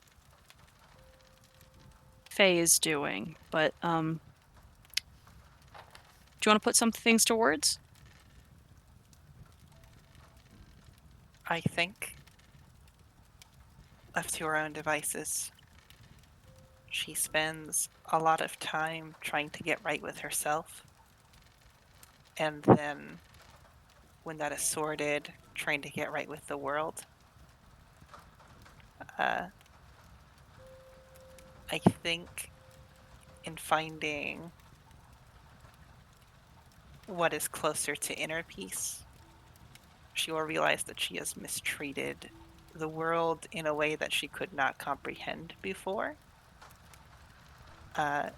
She knew she had hurt her friends by acting selfishly. but she has also done immense damage to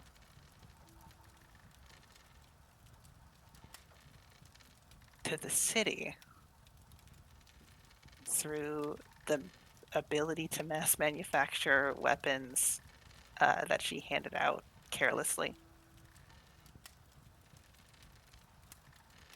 And she will no longer fight wars. She does not have the confidence to feel as if she knows where is the right place to put a thumb on the scale.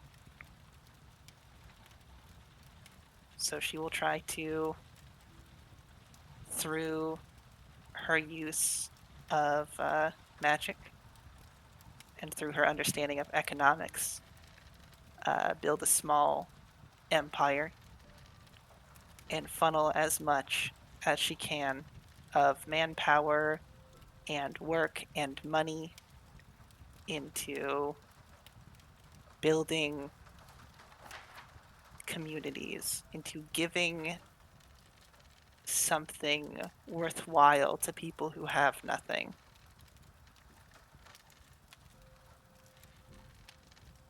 And what does this look like on a small scale? If you want to get nitty gritty, I think she will amass money very slowly at first by mass producing items she knows are in high demand, healing potions, that kind of thing. But she knows she can't compete in Waterdeep as one person. So she will hire a workforce when she has the cash. They move out to the Grey Peaks and use the temple that is in her land in order to try to create as much wealth as possible with as little use for work as possible to create a higher margin of profit. And her first focused efforts when she has the capital will be in the Fields Ward, where people have treated her with nothing but kindness and respect, despite the fact that she didn't always deserve it. There will be an effort towards petitioning the city of Waterdeep to expand walls and induct people who are essentially currently refugees, essential workers, to ensure them livable wages, housing.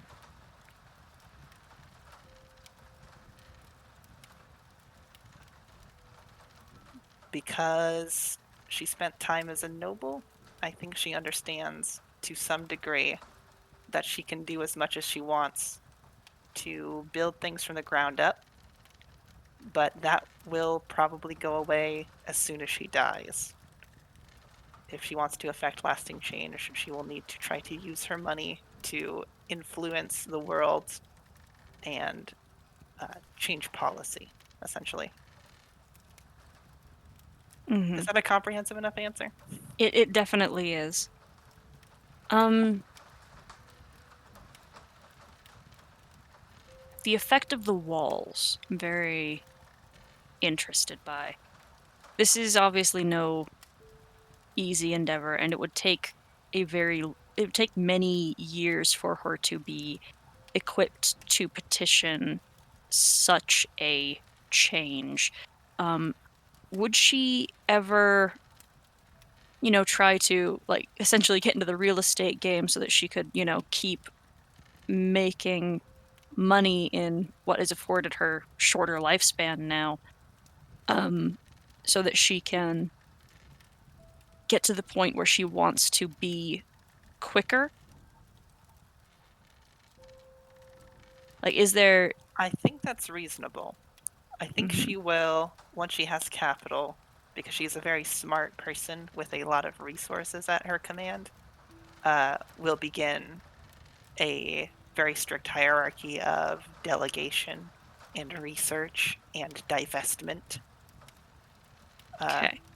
and will exploit whatever she needs to affect the positive change she wants to see. Be that old ties or cashing in favors or promises or using people she finds unsavory to her advantage because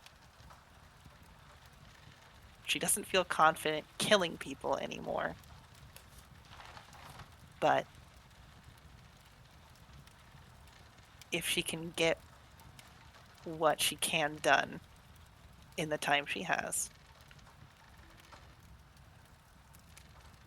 then there are a few methods that will be too unsavory to touch.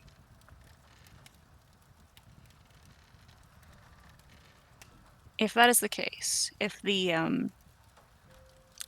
end goal means that much to her, that means that she can forego many of the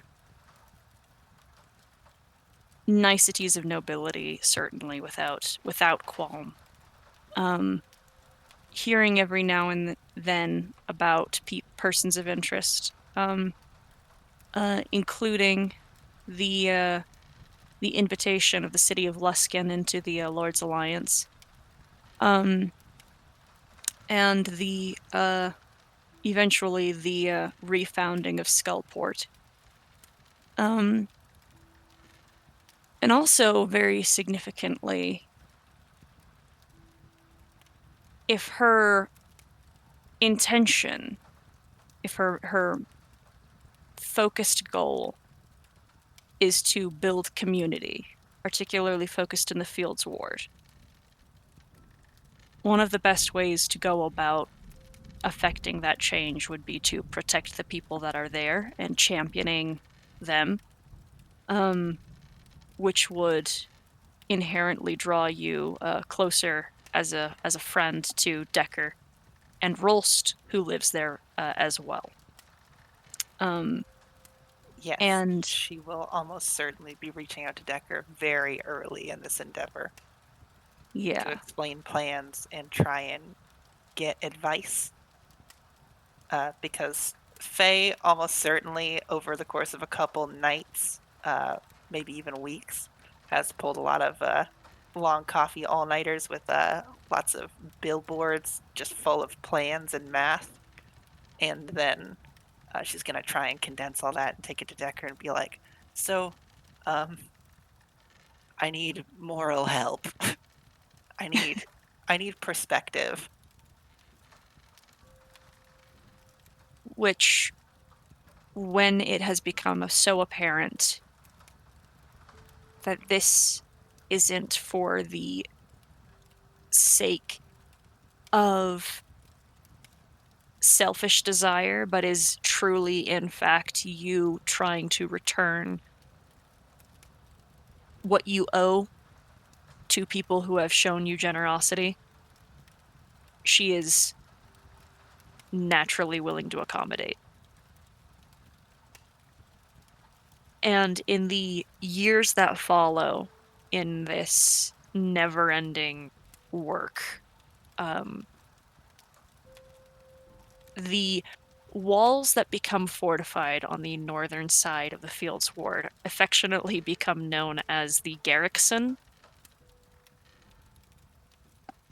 by the people who live within it.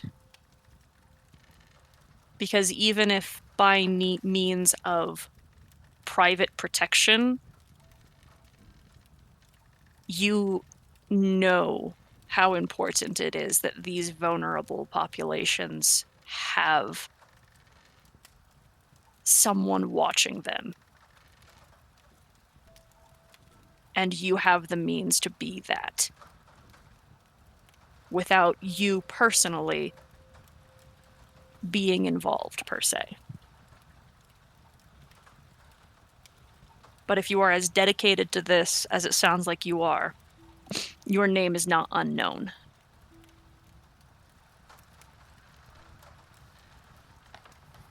How did speaking with your mothers go, do you think? Hard.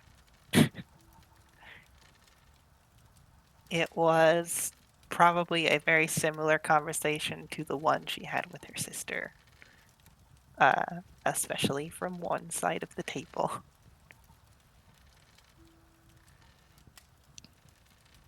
But I think the relationships there were never truly damaged and so are very easy to repair.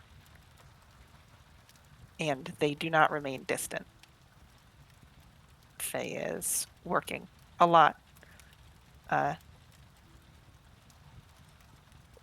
This type of thing, this type of endeavor, takes a lot of micromanaging to get done right, and she will be doing a lot of that.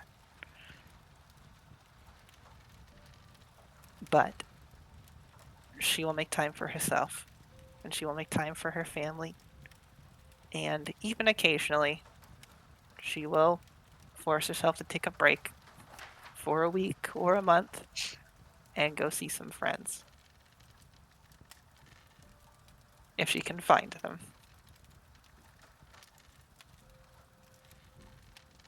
There's a gnome gentleman that you met once during your when you were first taking time for yourself, who still made very frequent appearances at your shop and took a very keen interest in what it is you were doing.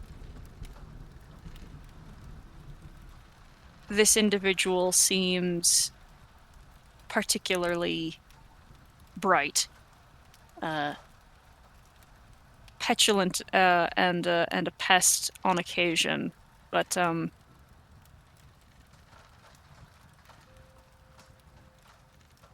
present constantly.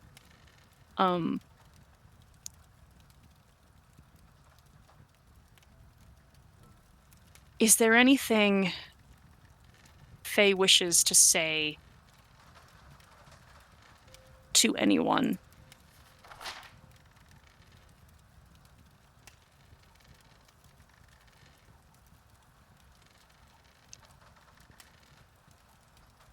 Nothing of gravity.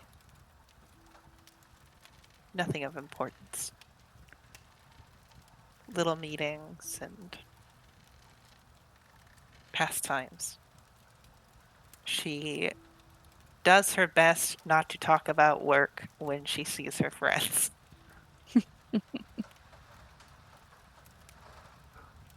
And tries to take an interest in them as earnestly as she can. It is a lot more listening than it is talking.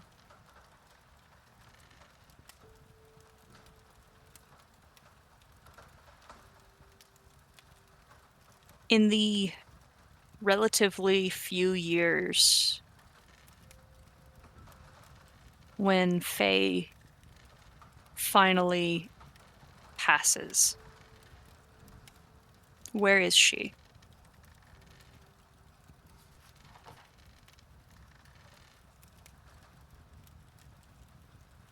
I think at home. With her family.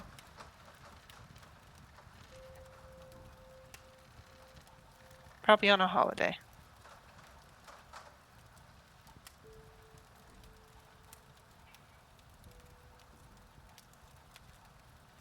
It's painful because she doesn't feel old. And undoubtedly she will be missed, and perhaps for a very real dawning moment she understands that for the first time, because she left home under the assumption that she would not be missed, because she hadn't become what she thought she had to be loved.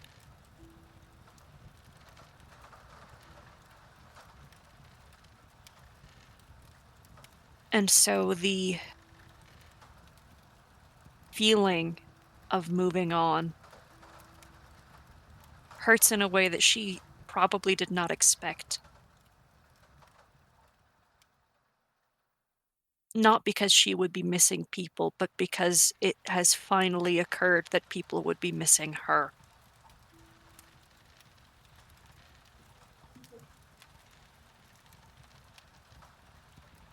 And as she passes, the face of this gnomish person who has been somewhat of a thorn in her side for decades reveals himself as glitter gold.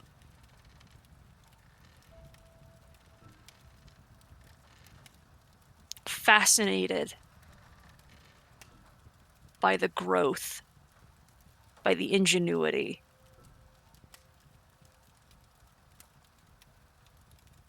by the effort and the dedication that she has pursued her entire life and would have continued to pursue for hundreds of years had she been granted the opportunity. He recounts to you with no small amount of humor the day that you said very bluntly that you don't care particularly for him. But it is apparent as he takes you beyond that he cared very much for you.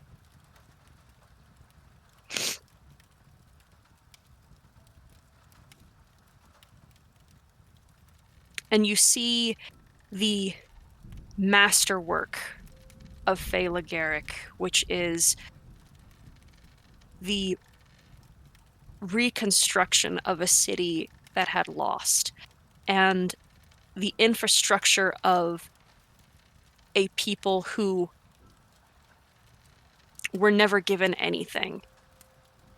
And the small comforts of tiny utility that she built her empire on, that now affords comforts and ease of use in nearly every household in Waterdeep, spreading to Neverwinter, Daggerford, and east and south.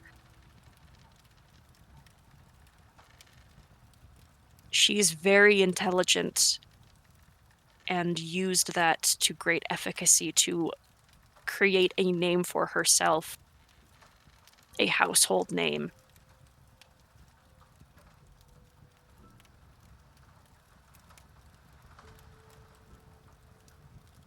And she gets to rest.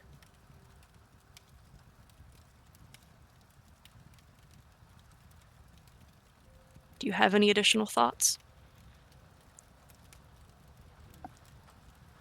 You know, Mr. Glittergold. You got a little dancing skeleton with your name on it back on the material plane. And if you ever want to go pick it up, you best be letting me see my friends.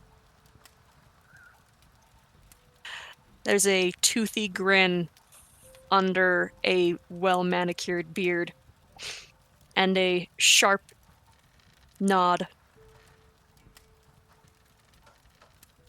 as he escorts you to a comfortable and small home, one that you do not feel too large to be in,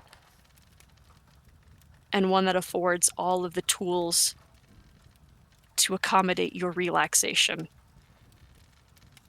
Work. Work for fun.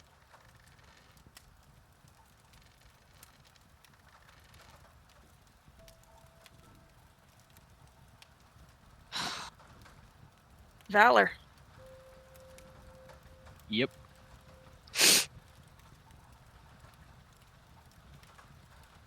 Tell me what you are.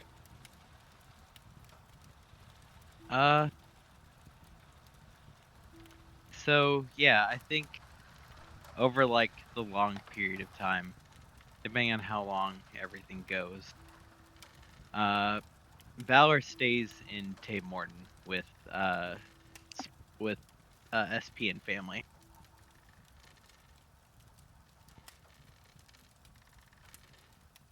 Sorry, I'm getting distracted by dog. And yeah, I think like we've talked a little bit about it, but I think he becomes the like pet parrot of like SP and SP's lineage. How far, I guess, should I go? As far as you want. I think probably the biggest and most noteworthy thing that happens after maybe like 100 to 200 years is that eventually the need for a violence and a query frame to be separate is gone. It took a long time and it was hard to do internally, but it has largely been rectified. They are functionally Valor. Don't really require two frames anymore to do what they do.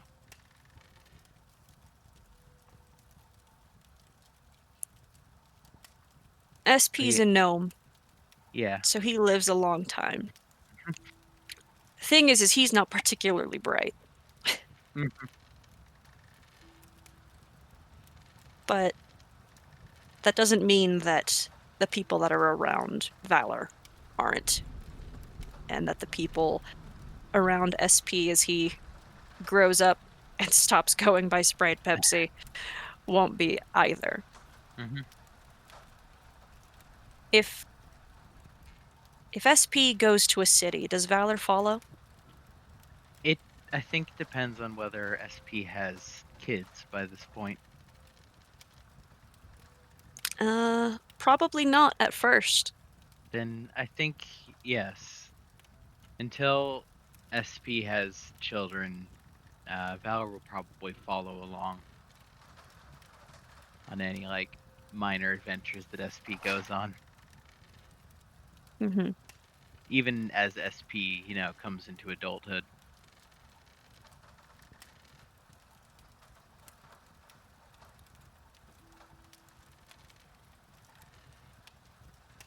The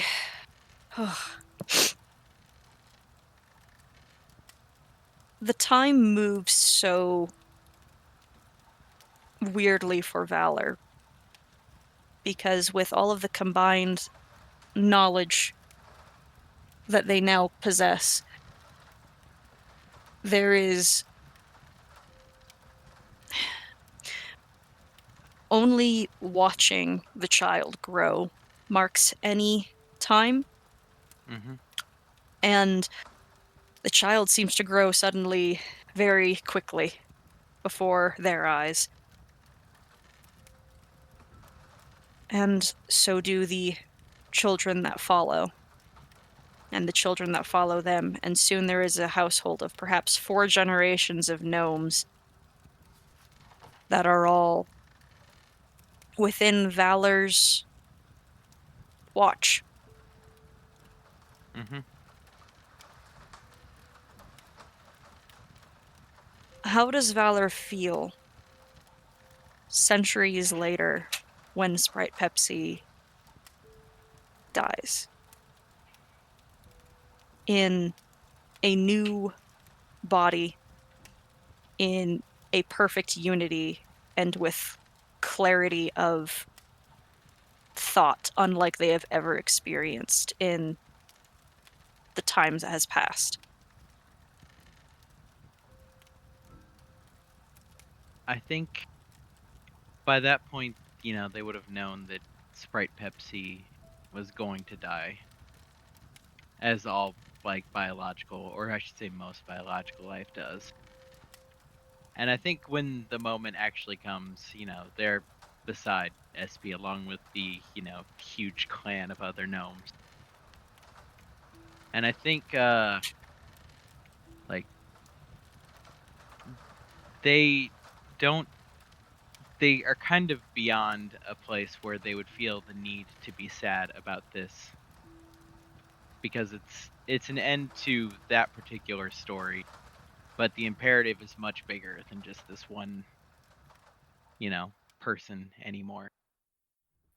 And I think the kind of last of it they would have to say is that on that night they would sit down and kind of recount for like all of the assembled like family and the like Tay folk and whoever else would listen, the like essentially full story of Sprite Pepsi's childhood as they've gathered it, even further past from where they like formally met in Daggerford.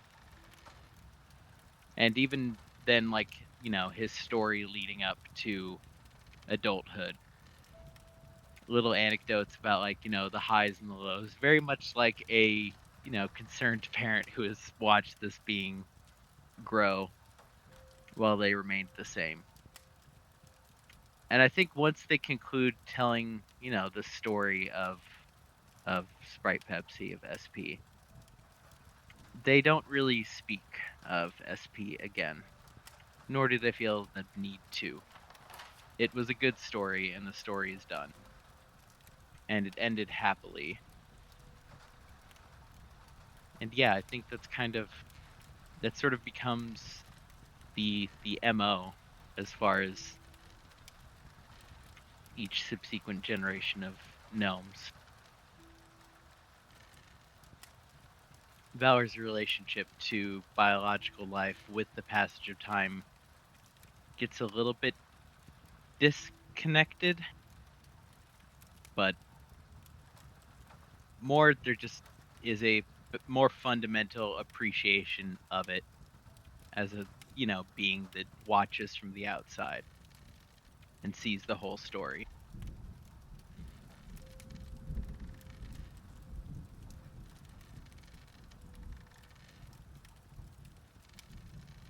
There is a time which is not far beyond the last adventure that Valor had. Maybe a few decades later, where Sprite Pepsi, as a young adult, asks you,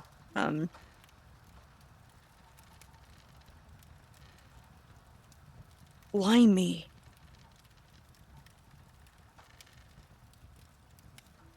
Valor, I couldn't have asked for a better family. And I've had a hell of a time trying to find a family. But why me?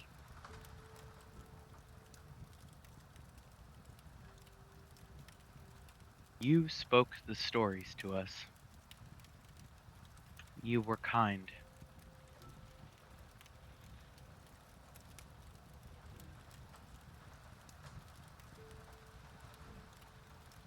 You were brave. And so we decided. We chose you.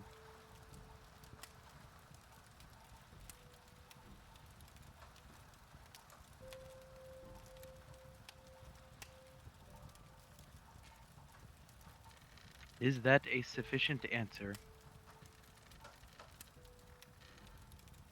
Yes. I don't even have to ask. But thank you for being here. As small children, not yet his own, but others of Tame Warden, wander through the tent to see the marvel of arcane science that is Valor, even in, at the time, 2 frames. I think Valor puts a hand down, and in this one it is a little odd because At this time, it is two frames sort of acting in concert. So there's the big violence hand that like goes down onto Sprite Pepsi's head, and the query hand goes out onto Sprite Pepsi's shoulder, and they both turn to look at him and say in unison, "We will always be here. You understand that, right?" You are the only thing that has stayed. They both nod in unison.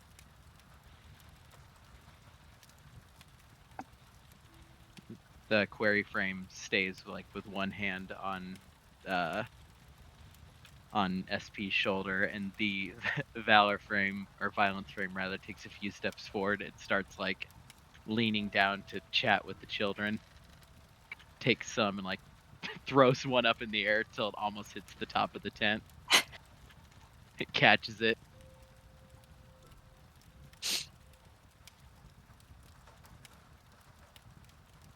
Pete, I'm not ready.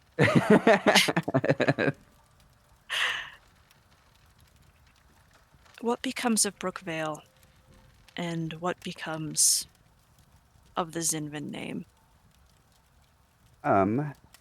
Pete is going to dedicate a lot of time to completely reforming Brookvale.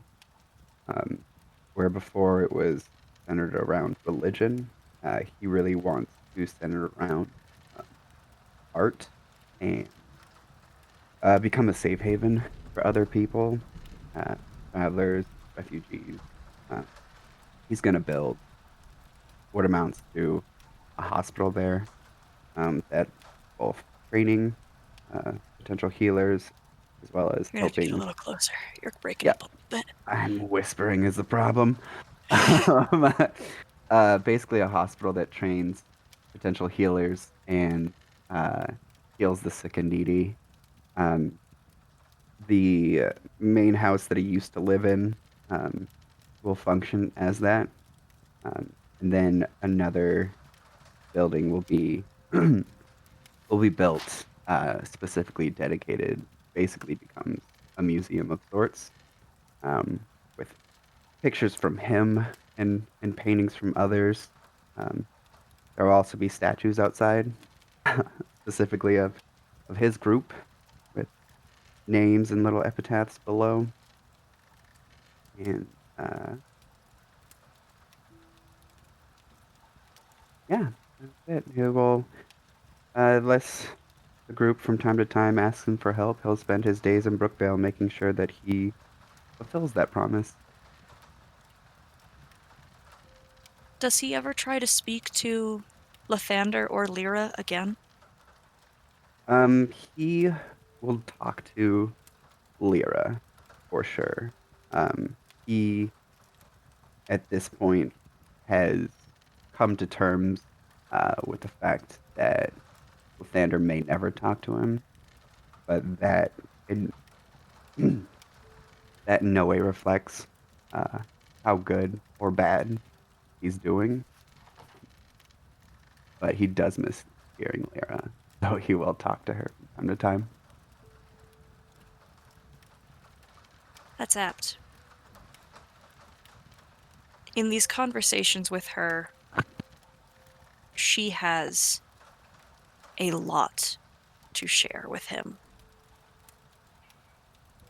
She repeats the fact that he is a light of hope, a flame that was supposed to hold back the darkness.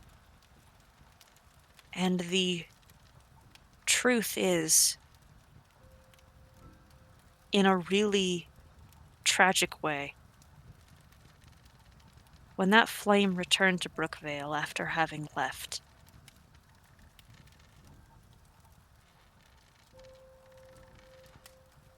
the anguish it brought Fillory, the betrayal she felt at her son's departure, and the new creature that returned home to her, That is what opened the portal to the Shadowfell. But with her death, that crack is forever sealed.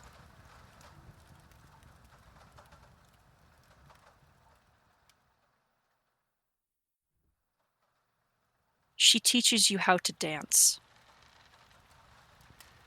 She shows you that the crystalline feathers of your wings are made to create music.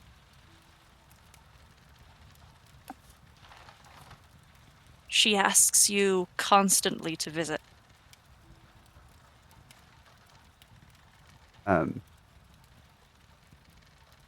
He is apprehensive to visit because he is afraid to leave the place again, and he wants to make sure that uh, it's everything he needs it to be, and also that he knows eventually he'll have eternity to spend there, so he needs to take the little time he does have, relatively, um, with his people.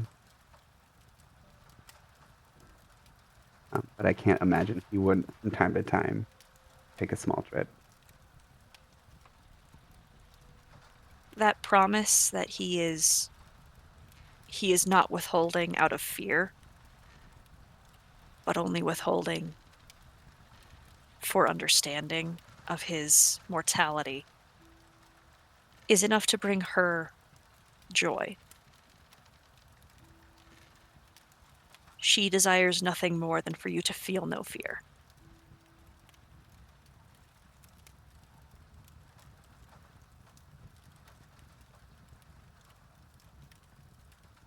Abe,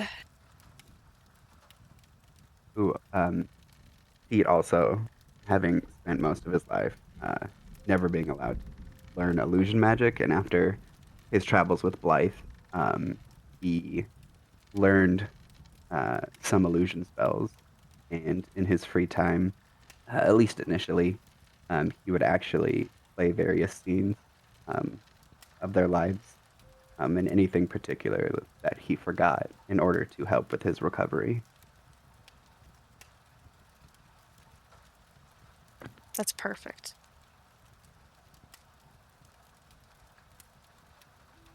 I think the two of you have years together. But I also think, like any first love, it's not perfect. And Abe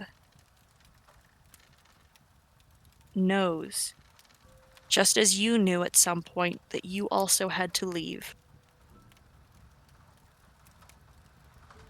that he needs to see the world as well. Is this something you would join him in, or would you let him go? He would let him go. He would show him maps and give him advice on where to go and what to see and what to stop by and places to avoid for sure. But his place isn't with Abe. Place is with Brookvale. Do you think this means that Pete ever finds love again? Or was that it for him? I imagine he finds love um, with another.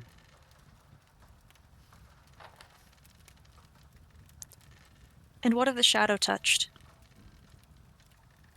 He would spend his time and probably many conversations with Lyra, uh, doing his best to figure out how to help them as much as possible, either by curing them completely or uh, reducing what he can of the curse. Her perspective is very simple. It was only called a curse.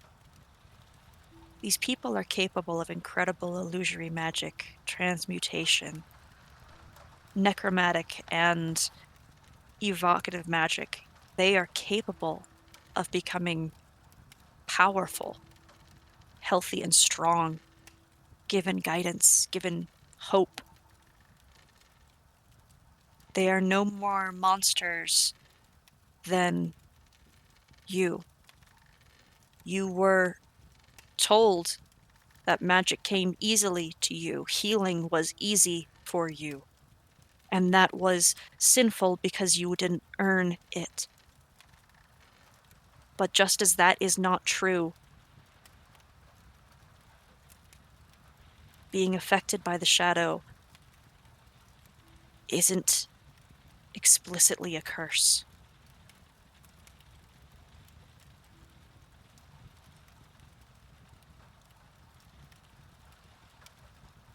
With that knowledge, Pete would start showing them, with the powers that he has learned, how to best use them in a moral way that's not tied to religion, but tied to the people around them.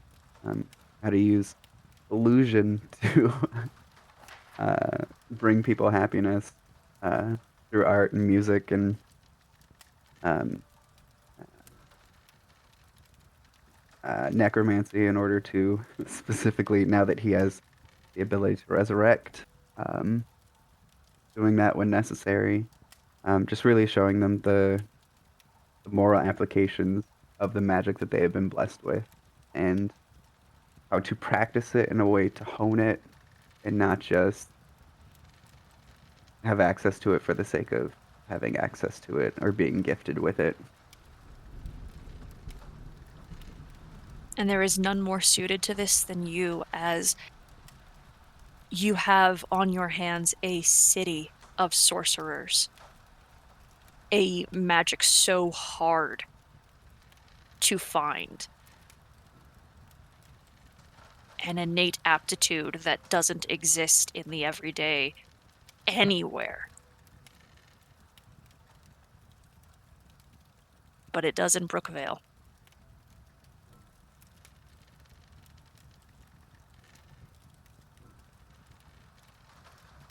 Is there anything you need to say or do with anyone else? At one point, he would have gone to a Morden um, to set up a small shrine um, purely for selfish purposes so he could travel there to visit Valor and anyone else who's there from time to time. That way, he has his 4 areas: Lork, Waterdeep, Brookvale, and Morden, to visit them frequently. And of course, sending every day to Oryx, his mom. Okay. I don't have anything left with anyone else. Yeah. But I imagine he has something when he dies. We'll get to that. Cool, cool, cool. 1 second.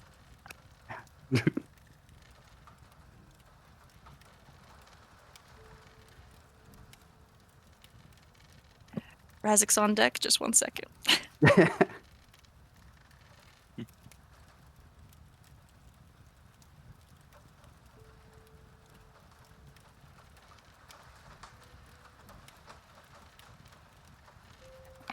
All right, Razik.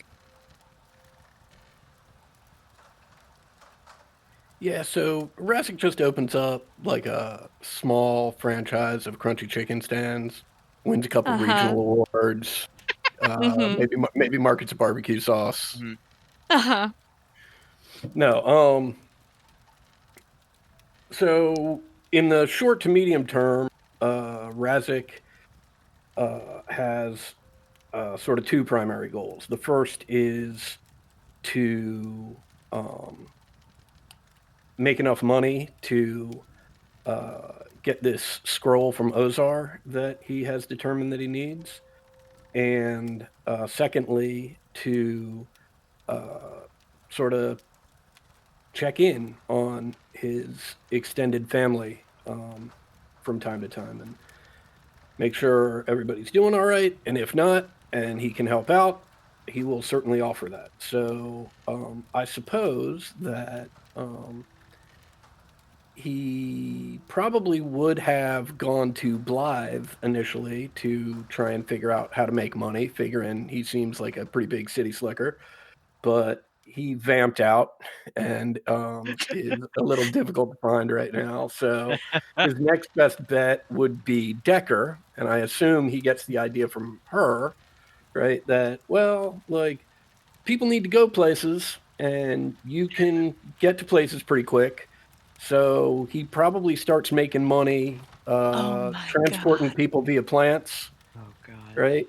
And if he's been there before, if he hasn't been there before, he wouldn't travel with people via windwalk, but he'd get directions on where they want to go. He'd windwalk there and then And then transport via transport via plants plants. back.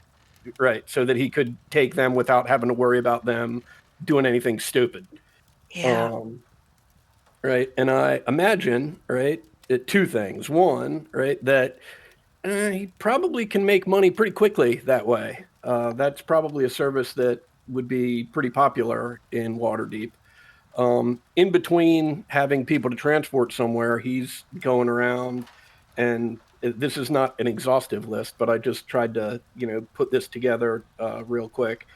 Among the people he's checking on are Pete, Oryx, Misa, Decker, Jarenth, Rolst, Faye, Agnes, Vivian, Valor, Sprite Pepsi, Merrick, Leander, Beshra, Bert, Willowin, Aaron, and Mr. Argyle.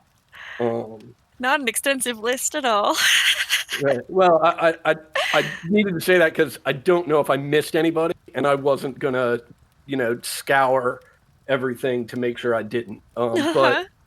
so, he's sort of bouncing around between all these places and transporting people, and then eventually, at some point, he will have enough coin to convince Ozar to make a scroll for him, and then he will head southeast and try and find this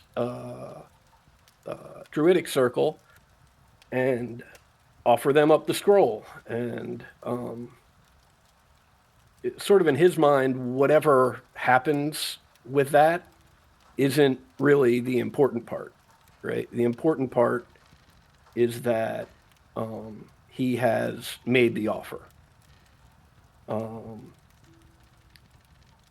From there, without that sort of impetus, right, he will, continue sort of making his rounds. But now that there's not any real time pressure, right, he will do a lot more of that by just walking from place to place, as opposed to, vamping in and out. And along the way, I'm sure he will meet more adventurers and he will go on adventures with them and try and keep them safe and try and get them to whatever their ultimate final destination is. I imagine that, and some of those people I'm sure will be added to his list of rounds that he needs to make. So that will just continue to grow. I also imagine that that money making was pretty easy, so he probably continues that from time to time. If he's stuck in a city for a while, he'll do some of that. He never really gets good at keeping or managing money, so he probably just gives it all to the Enclave, right? And then just shows up at the Enclave saying, "I need this," and he's given them enough money over time that they're just like, "Dude, whenever this guy shows up, just give him whatever the hell he wants." Like, he's paid for it tenfold already. Like, no one point out, right, how much money he's given us, because we could sort of use that. And he's always an ally of the Enclave, but Never joins. never joins. He Mhm. he prefers to be the only person who gets to determine who his allies and enemies are. And over the years, I imagine, he probably a lot more interesting adventures and adventure and a lot of good deeds done. And knowing Razik and his uh, questionable abilities at judging other people, right? And his questionable understanding of morality, right? Probably some bad folks along the way too. Um, but hopefully, he's got enough friends and enough of these rounds that he does, right? That he probably doesn't stick around with the bad folk too long because people are there to point out, like, dude, this is a bad situation. Like, and God forbid he shows up with any of those people in Tamor. Uh, Violence and Query would set him straight pretty quick. I also imagine not being able to really pin Blythe down. He probably will take to whenever he's outside of Waterdeep, he'll just use Animal Messenger to send flocks of birds into Waterdeep, trying to send Blythe a message. Like, you quit ducking me, dude. And yeah, I think that is sort of how it goes. I think the one interesting thing that I mean, there's lots of interesting things there, but the one interesting thing I don't have an answer to is I think that uh, based on his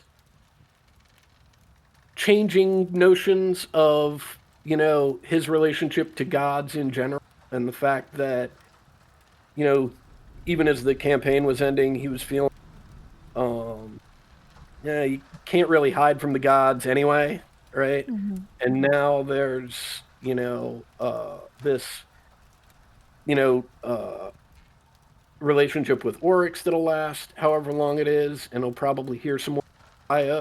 And I think there's a shot that Io could be the sort of deity that Razik might, be able to truck with. Like, so powerful that he, for the most part, doesn't really care about, day to day or year to year or decade to decade things that are going on, and is only interested if there's a real serious. Okay, well, that seems like enough operation for Razik to, um, sort of feel comfortable. And yeah, I think that's it for Mr. Razik. That's a series wrap. How does Razik handle the fact that his body is not aging as everyone else? And there comes a time when he goes to see Decker and she's not there. He's a little confused, right, when it initially becomes clear that he's not aging as he expected. But at the very least, Vivian and Agnes will be able to explain to him, uh, what that's all about. And as he, goes from place to place and people start not being there, I really think Razik would just sort of take it in stride. He is a creature of nature, and things that are born die. And he would value the time that they spent together and, um,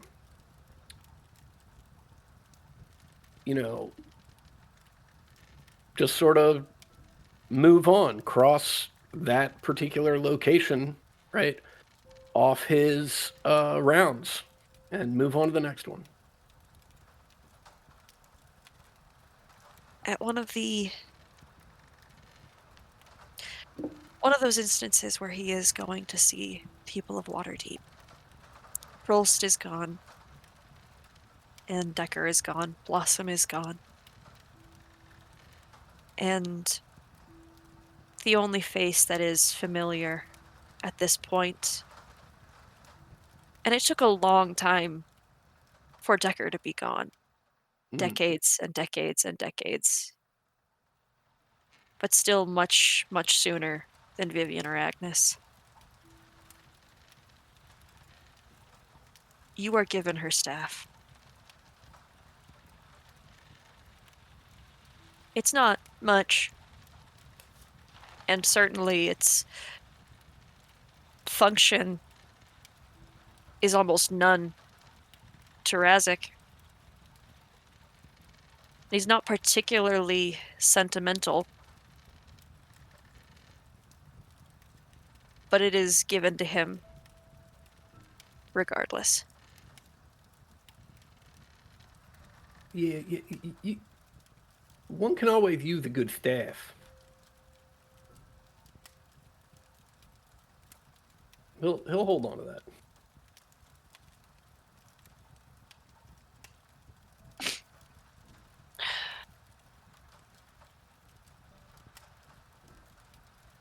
Ozar is able to assist you after the, frankly, still pretty substantial amount of time it takes to acquire a wish spell. Mm-hmm.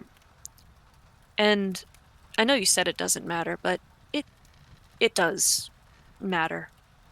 Mm-hmm. That you are able to bring a spirit that was gone for years and years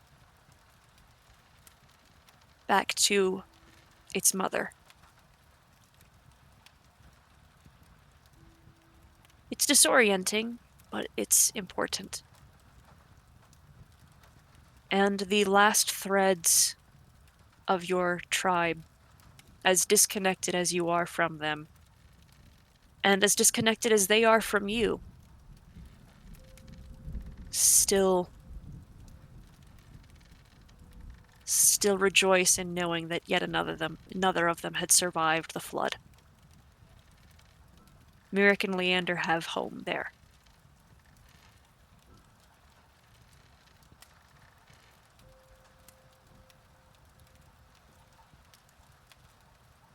God have mercy on that tribe putting up with Leander.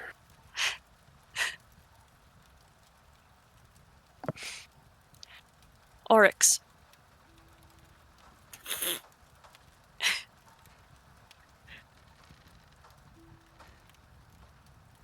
Where are we starting? I suppose her most immediate concern, following the death of Kalamazarak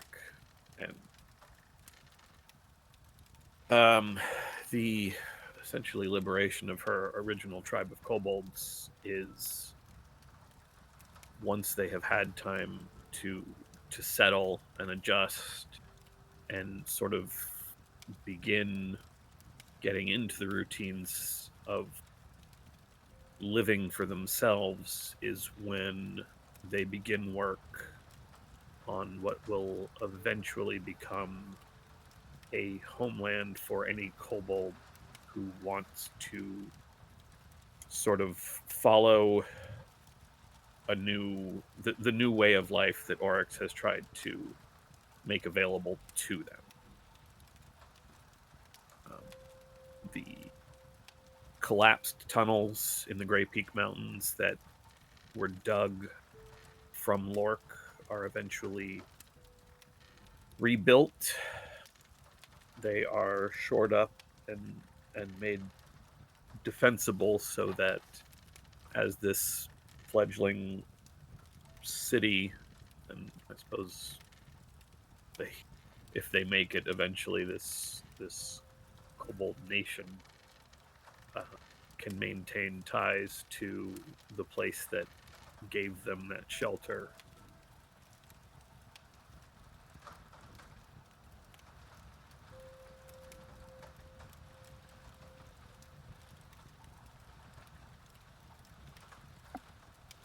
This doesn't take long. comparatively. It feels long, but it is within the livelihoods of your first tribe. As part of this expedition, there is much negotiation to be had with the original denizens of the Grey Peaks, the stone giants here, of which you are a critical role in negotiation.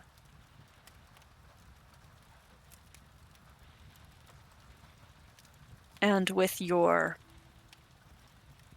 insight, with your direction, there is no conflict between your people and theirs, and they readily surrender territory that to them is unusable, but is idyllic for you.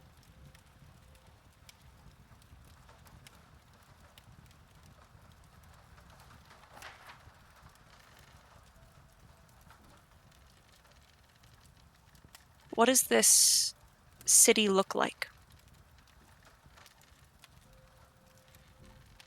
A lot of it,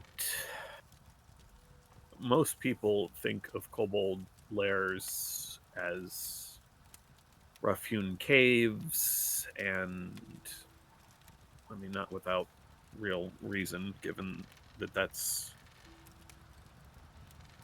for most kobolds who are still trying to essentially dig through a planar wall and find Kurtlemak, living quarters and living arrangements are all secondary. It's all the work of finding Kurtlemak, the work of freeing the Dragon Queen from the Abyss is first and foremost, and this city becomes the opposite of that, where this is a home. This is also a place of work and a place of business and a place of everything, but more than anything, it is built as a home, and it is built as a place that can be shown to other peoples, to non-kobolds. So it is, there is a certain amount of grandeur, especially in what is sort of the public face of the town. You have, intricate carvings, friezes, facades, that sort of thing on the outsides of some of the structures. The gems that would normally have ended up in a pile for a dragon to sleep on, the ones that are not traded away for supplies that they need early on, make their way into reliefs and objects of art that sort of tell the story of this place being built, not Oryx's story, but the story of multiple kobold tribes who eventually find peace and find home, laboring for themselves and each other.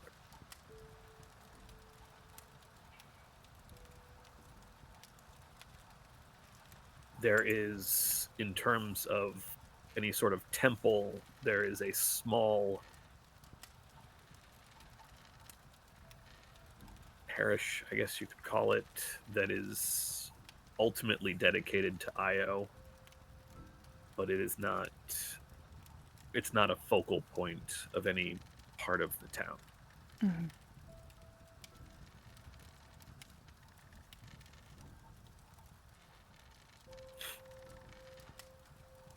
Does this place have a name? I've come up with yet, no, but yes, it does.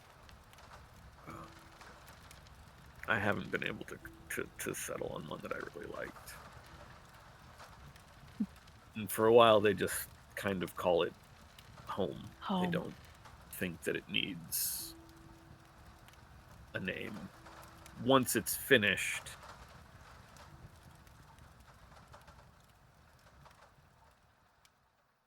the realization that they have to be able to call it something to outsiders, and especially something in common,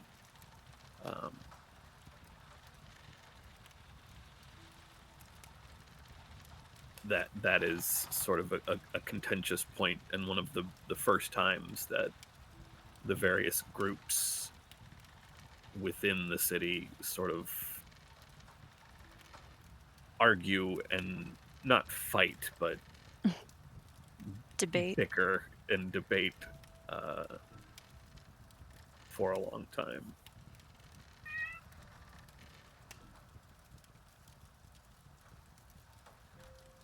How long does Oryx dedicate to being here?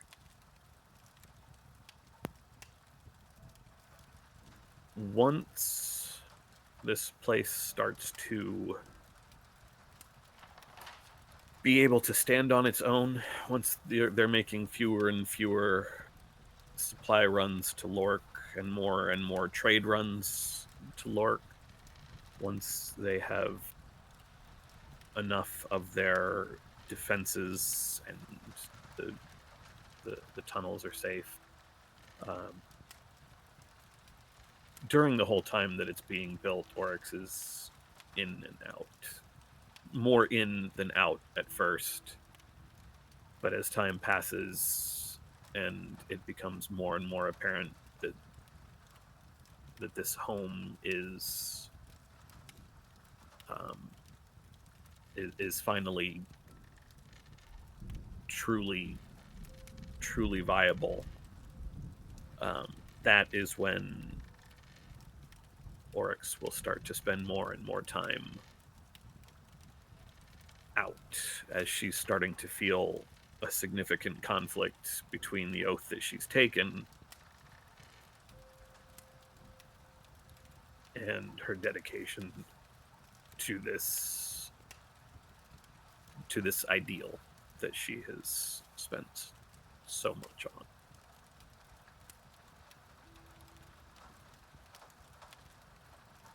And what of the Centurions?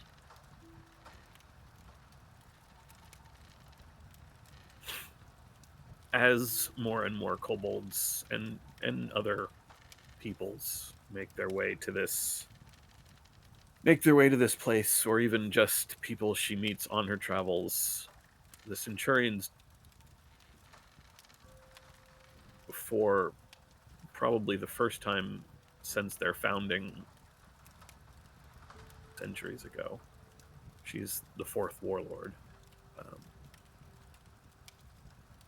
they will eventually make it back to their full strength. It is a very slow process, and a lot of it is hampered by her hesitation to take on people who start to hear the stories but not truly appreciate the mission. Mm-hmm.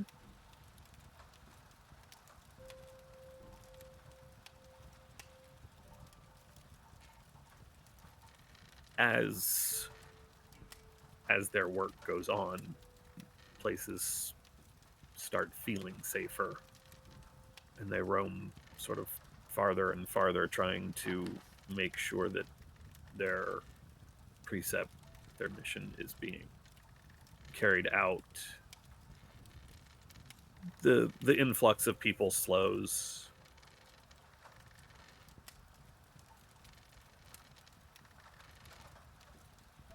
but they are still always there. They're there for anyone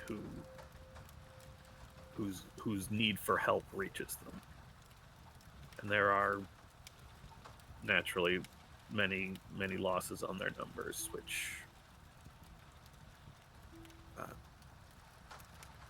starts off exceptionally hard for Oryx to deal with. And it gets a little bit farther between campaigns, during which time people can join and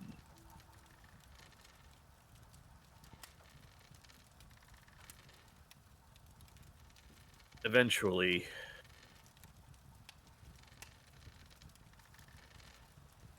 it becomes impossible for her to carry on.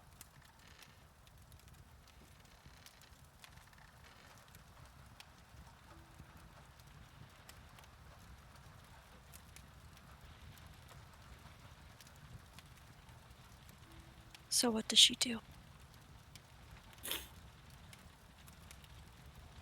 The idea that she has created this place, this refuge for people, but that she can't belong there. It's just one of those things that is a constant fight for her. And I think at some point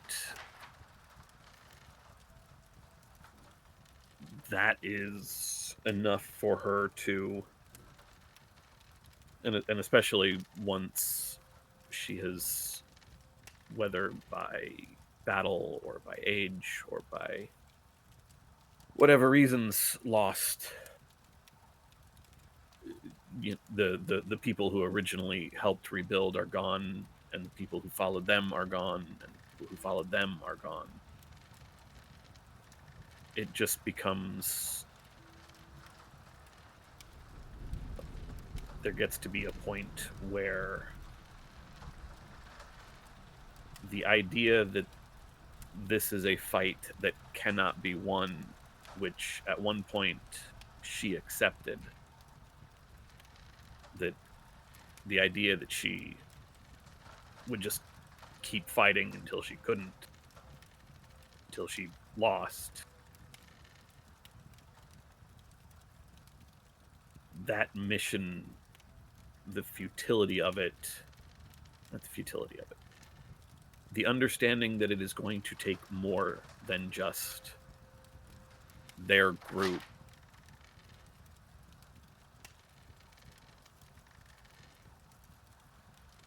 It drives a need to build something bigger than the Centurions, something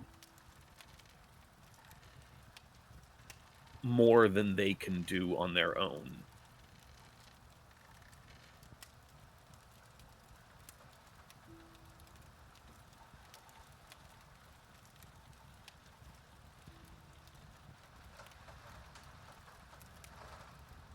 And I imagine there's a certain amount of, which is ultimately not going to happen because that's asking a lot.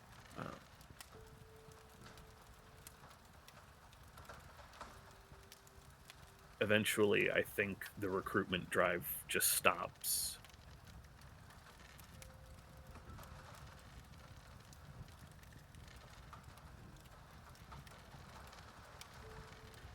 And having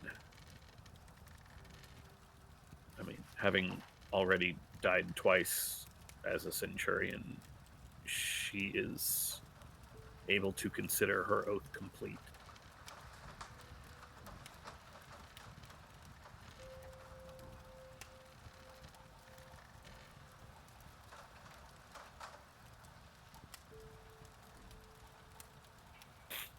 But that doesn't last long, because ultimately Oryx is who she is.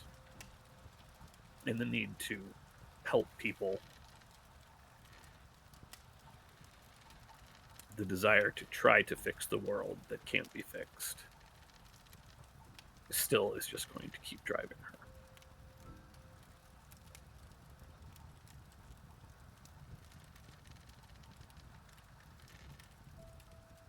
Your commander is beside you.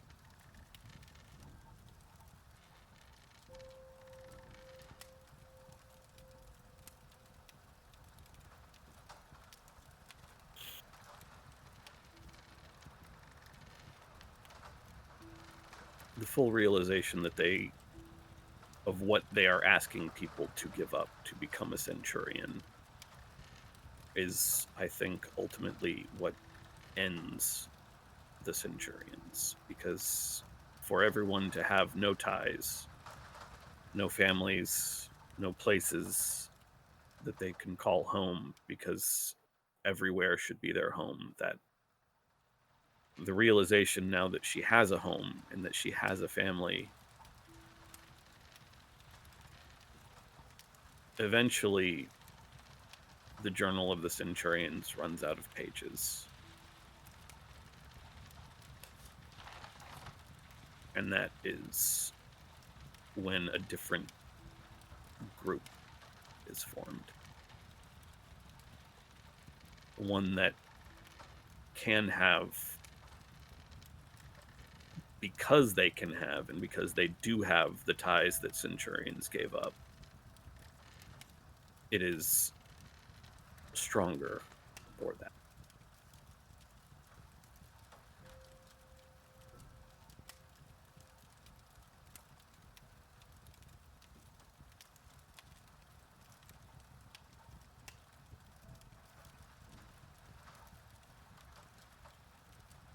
When the Golden Legion is founded,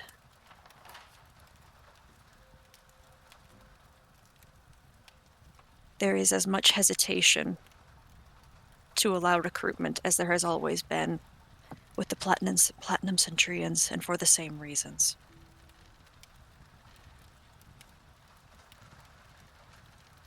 But there are some bonds that have been made in the years that Oryx has spent creating home that cannot be tested. They are so sure that there are names that you know will find their way to conscription. There are faces you know you would not be able to push away.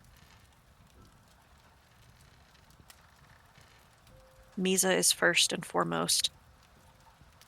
It's not even worth fighting with her about. Imagine Misa was a large part of the impetus for changing this, simply because everything that they had shared with the original tribe under Astraxel, that is a bond that they are, while centurions, forced to try to ignore, or at the very least not think about, not draw upon.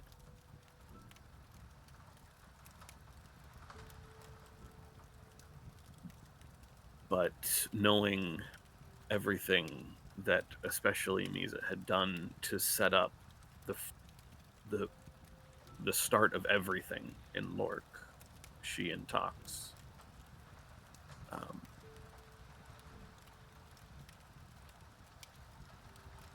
When Oryx joined and was told she had to give up everything, that wasn't a loss for her. She didn't have anything. She had one friend who couldn't come with her. And so there was no sense of loss for her. But seeing it in Misa when we have to leave this place that is full of people with whom we've bonded, we have to leave Tox and pretend that they're not any more important than the next village we're going to, that they're all equally important. It's harder for somebody who has those bonds that Oryx never had. And as she develops them and sees and understands better what she has been asking everyone, but especially Misa, who was first, to do, she realizes that it's the same thing that she has had to ignore with her second family, where Razik and Pete and Faye and Moira and everyone, and she has to be able to put them out of her mind and try to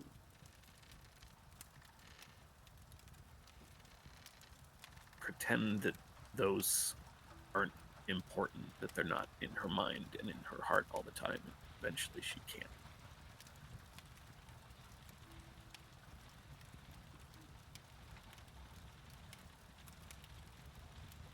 When the new oaths are written,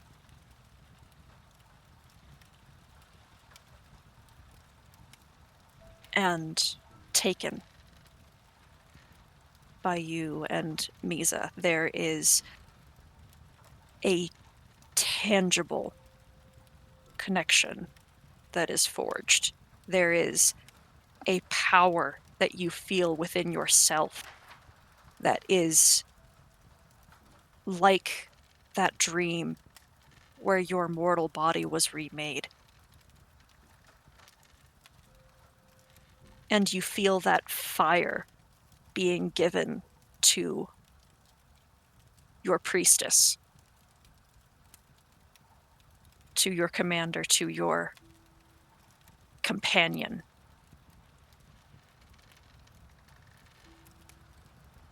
Being near each other sways reality, strengthens the both of you. And this is something that is exponentially observed as that fire is carried like a torch to other unlit torches. Watching that flame grow, and rather than feeling drained by it, knowing that the fire within you is only growing stronger.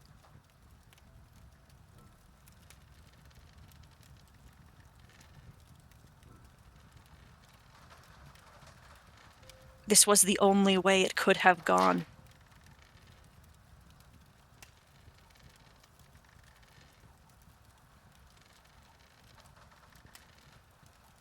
Years pass while home, when a door opens and a tall, beautiful half-elven woman steps into your home with a confident stride and black clothes. She appears unarmed.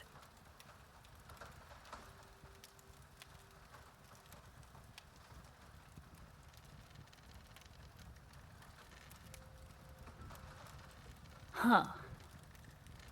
Interesting choice. Hello there, Oryx. Correct.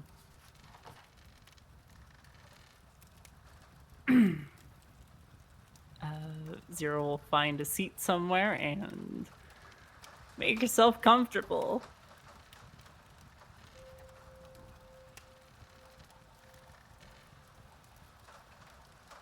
How have you been? Busy. You? Looks like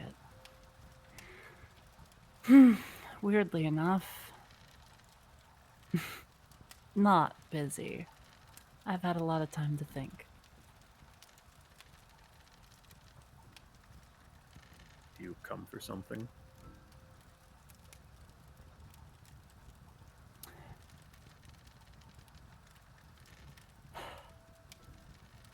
I guess I do.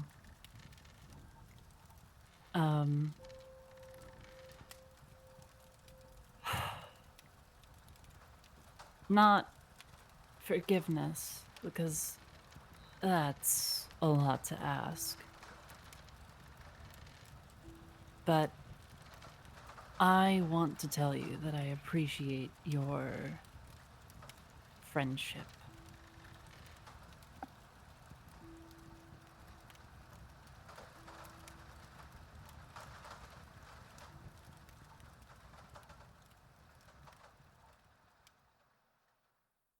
My friendship.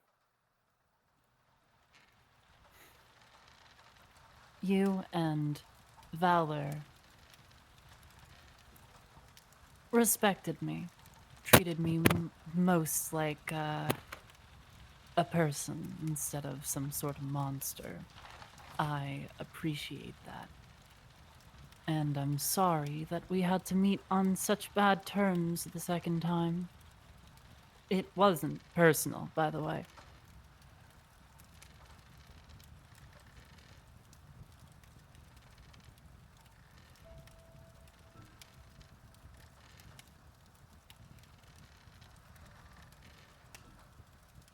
I never knew. I never really found out.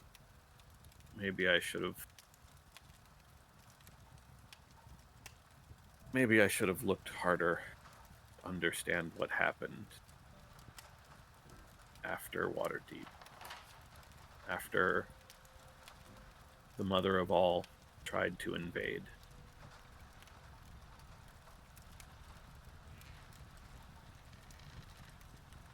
I Right. don't know how you ended up how you did, where you did.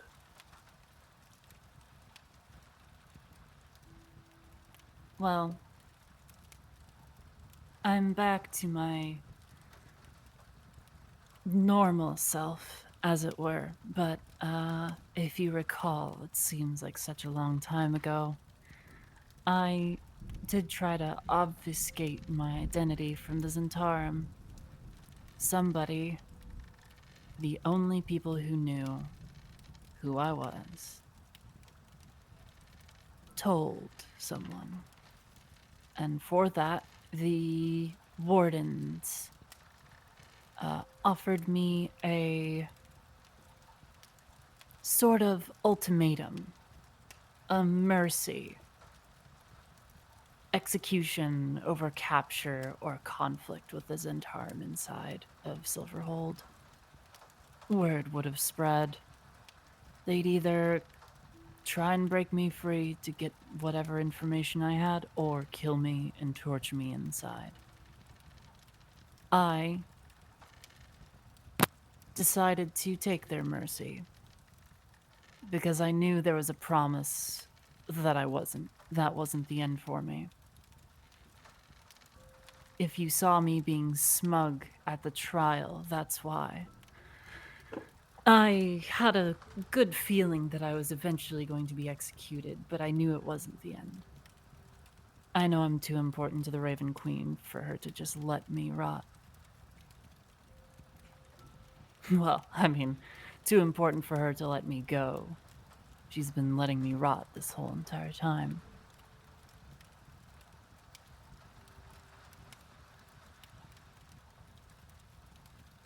Who was it, by the way? I don't know. Honestly. It wasn't me. I know it wasn't you, and I know it wasn't Valor.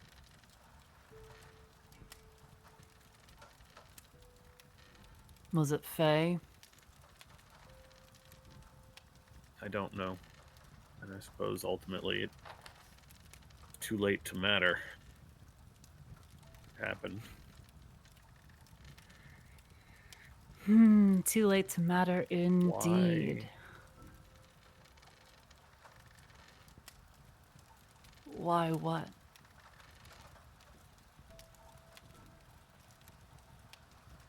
Your service to the Raven Queen.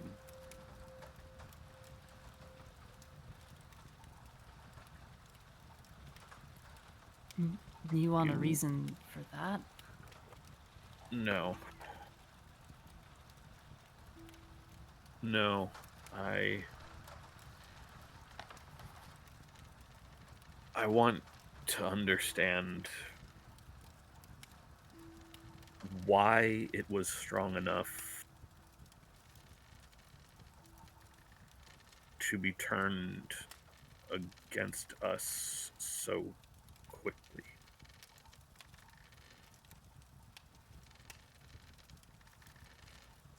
It wasn't that long. None of us even knew anything had happened. Well, I didn't know anything had happened. I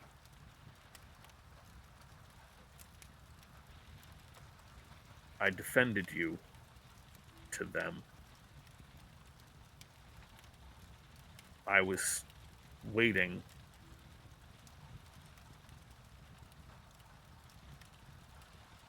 for your time, for you. I would have been there for you. You were my friend. I loved you.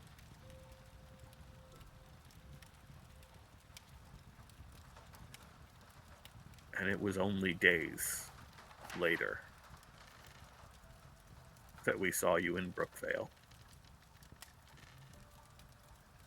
Less time still, it felt like, before we saw you in Kalamazarak's lair.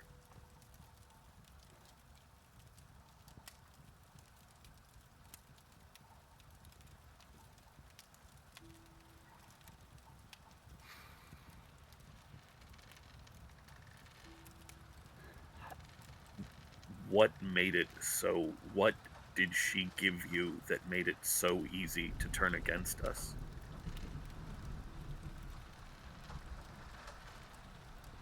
I had felt turned against.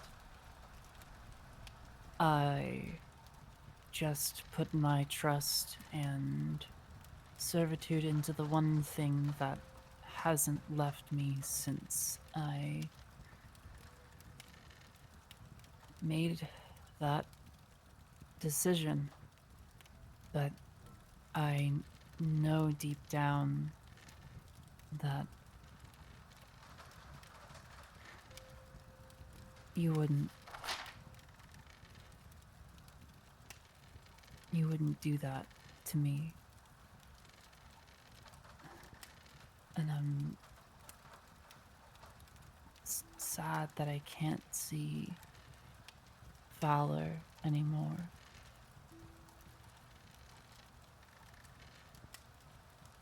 Because you two were honest friends.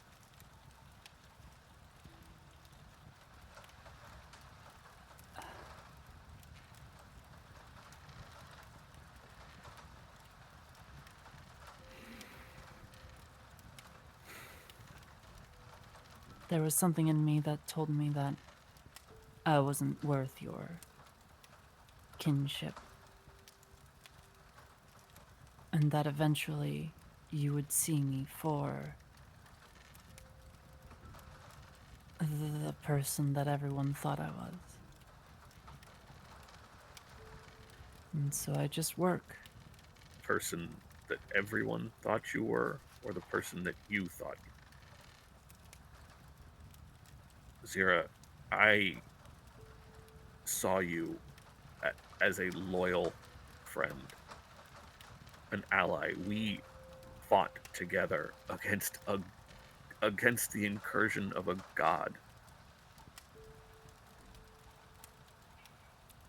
I offered, I would have taken on the entire Zentarum for you.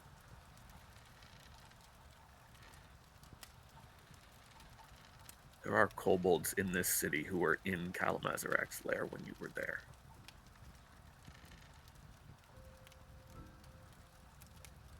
There are kobolds here I had to kill you to protect.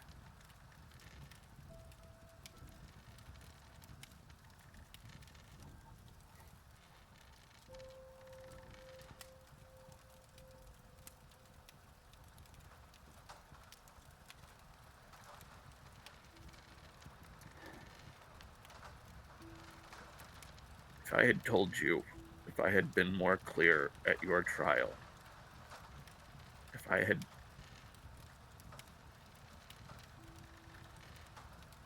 If I had told you what you meant to me then, would it have made a difference?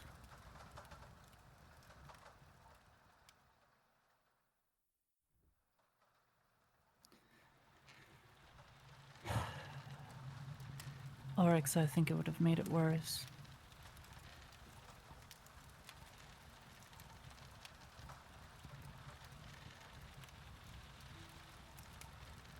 I'm sorry.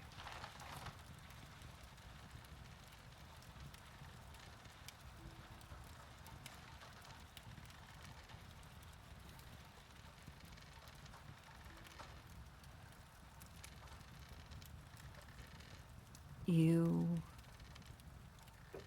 truly are too kind. And I am glad to have met you and to have been your friend for that short amount of time. I regret the place that I am in, but I cannot stop. There's no escape for me.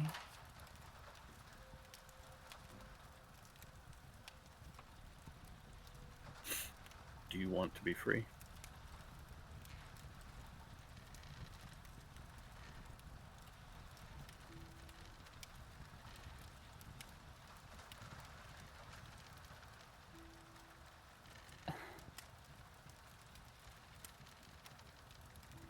Zira will probably for the first time in memory have tears in her eyes and just stare at Oryx.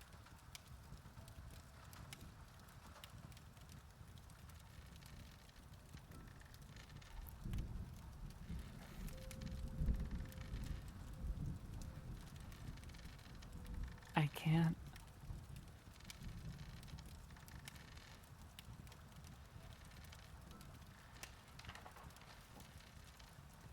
You know I'm nothing without this.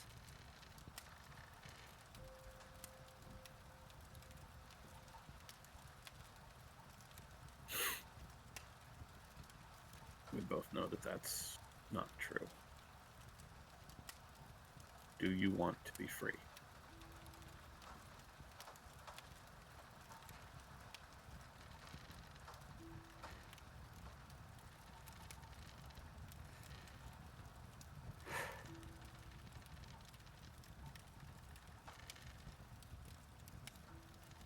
I just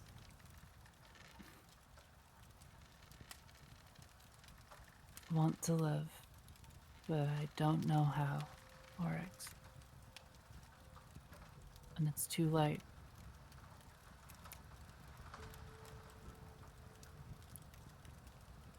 The only reason I'm here and not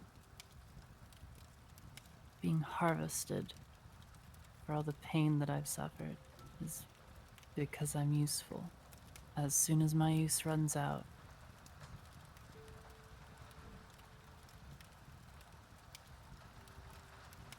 it's over. I have been trying all I can to make the best out of this, to just focus on my work. And eventually, with time, with an eternity, maybe something might change. I don't know how to do it any other way.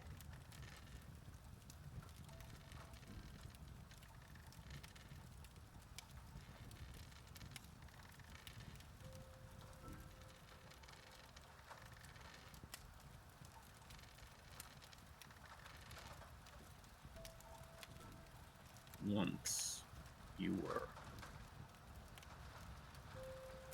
And if there is any part of my friend that still survives, any part of my friend that wants to be free of this, I will find a way. It is the duty of every centurion to help those who want to be free, but more than that,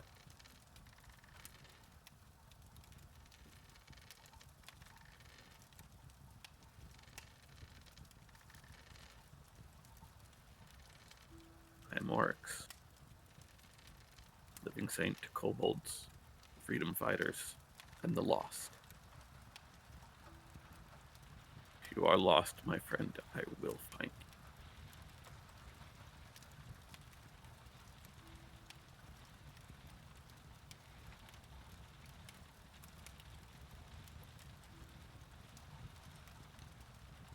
If you choose to pursue this, I am sorry for any pain, any loss that you will be inflicted, because there will be a lot. I do not think I am worth that. I am just a tool, Oryx. You are not. You are so much more.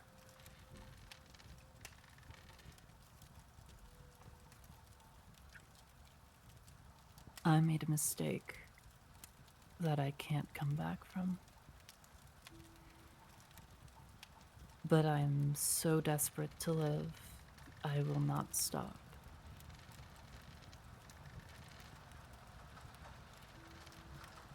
I'd better start looking quickly. I started my life being told that as an Erd I was just like our progenitor, a traitor. That it would happen. It was inevitable. And in the end, I thought when I killed Astraxel that all I had done was prove them right. That I had betrayed my people.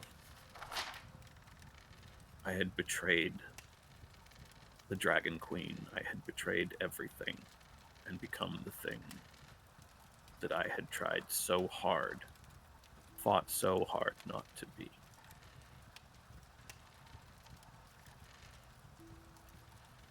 It was as foolish for me to think then as it is for you to think now.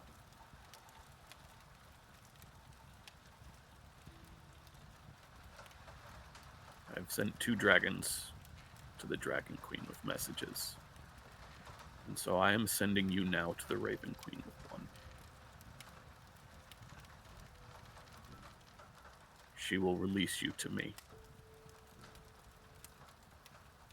or I will find her. And I will take you myself.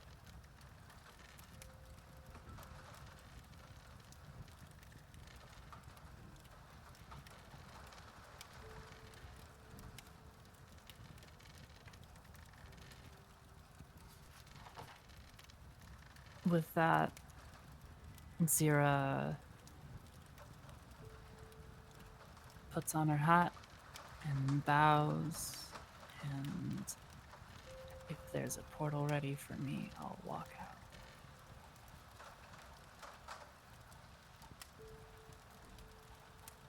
Like you've seen her corpse now thrice. Her body melts into little motes of blackness that drift out under the door and away.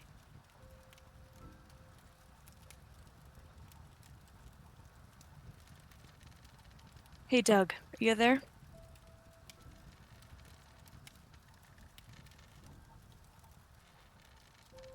You muted, Doug?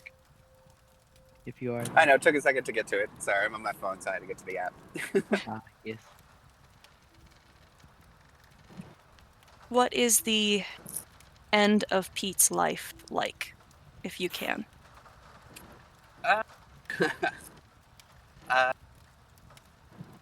mean, it'd be in Brookvale, on his bed, surrounded by the people he's taught, those close to him. I don't know who's still alive at this point, but obviously he would want them there too. And I just assume it's a quiet, peaceful passing. Those who are still alive would be Razik, Prim, Valor, and Oryx. I can't imagine any of you would decline. Not a chance. No. No way.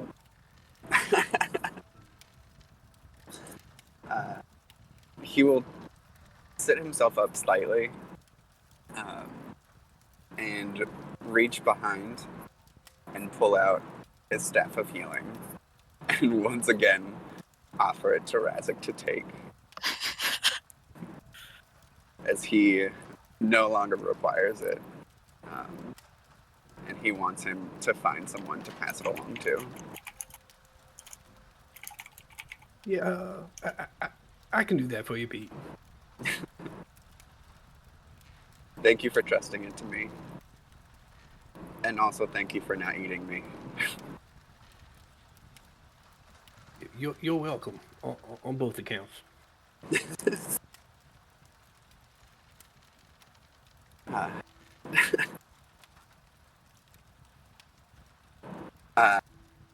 He'll look to Valor. And he'll wait Valor to come close. Yeah, Valor will stoop down. Yeah. Very much like, closer. Closer. I can get closer, yes. And quiet enough so not everyone will hear. He'll say, "You were my favorite."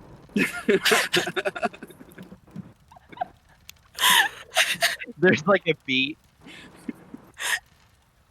Thank And then you. He'll just pat him on Very the kind of you to say. He'll just pat him twice on the shoulder. Yeah, Valor straightens back up.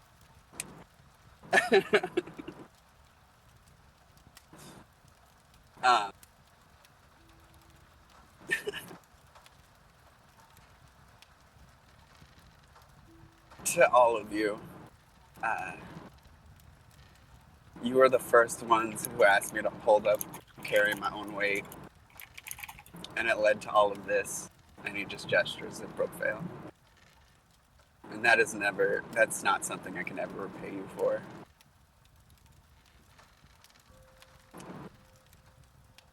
I'm gonna miss all of you so much.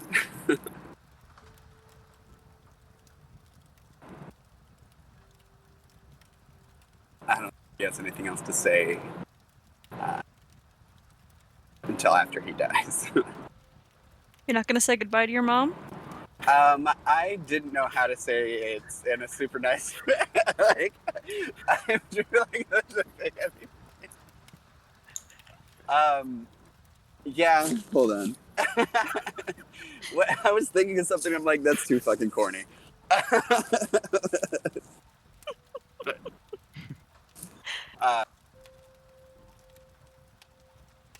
I don't know for sure because I haven't talked to her in a minute, but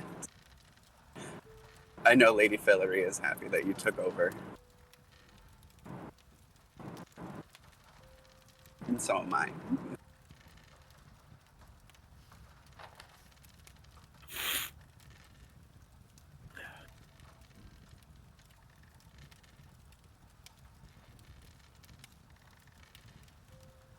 It is unusual for a kobold as old as I am to have never had a...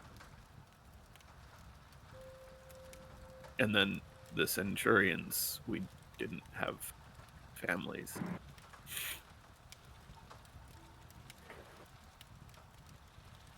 When I understood how much I would give to see you happy,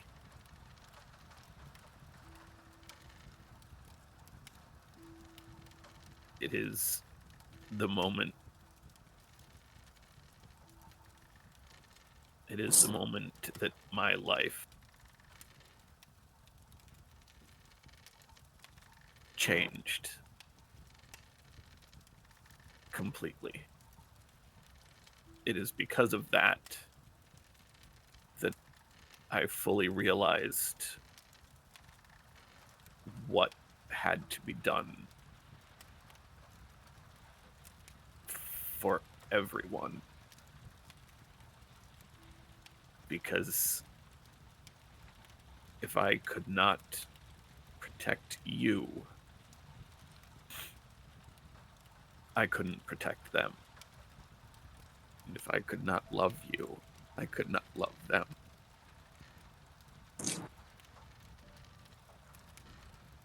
Everything that I am, I owe to you, Pete. As much as the strength of the kobolds brought me back in Zix, your strength, your light,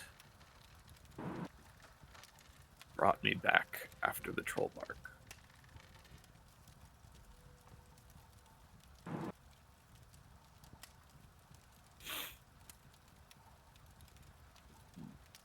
When you are ready to go, I will ferry you. I will carry your soul to Elysium. I think I'd like that.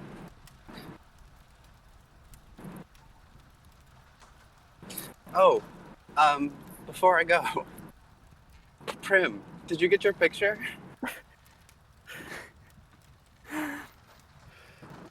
Yes.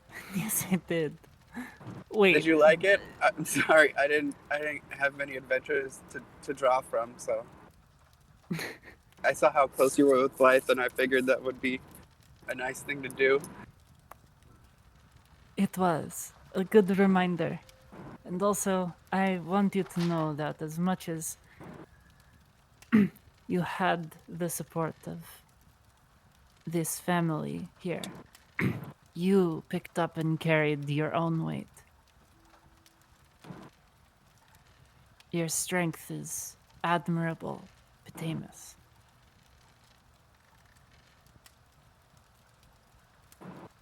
And thank you for your compassion and your hospitality to everyone.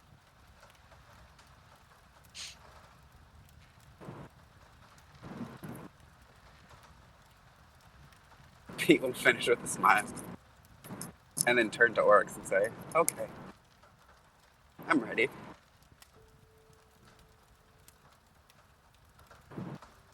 Valor's going to like lean down close to Oryx, like seeing Oryx kind of like shudder from that, and will like look over to Pete and look back to Oryx and say, "This is not a place for sadness, only satisfaction. A life well lived, imperatives met. A good ending, yes?" Yeah, I think so. Indeed. Pass on to the next life, Petanis. We will remember your story, yes? Yes. Val will straighten up and nod.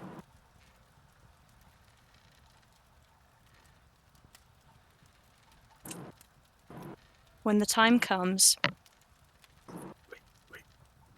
Give me a second. okay. The night that you taught me to pray and changed everything for all of my people. That night, with my blood in your veins,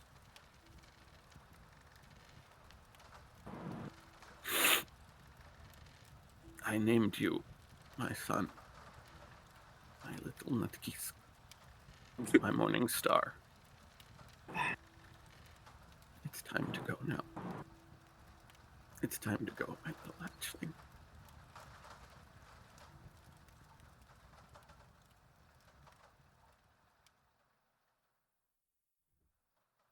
Oryx's body begins to grow. And the warmth that everyone can feel by being close to her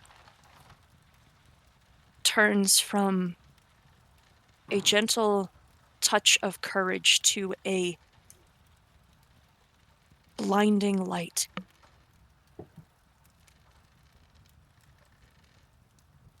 As true color and divinity begins seeping from between her scales, and the thin flesh of her wings melts to a glorious, dazzling light.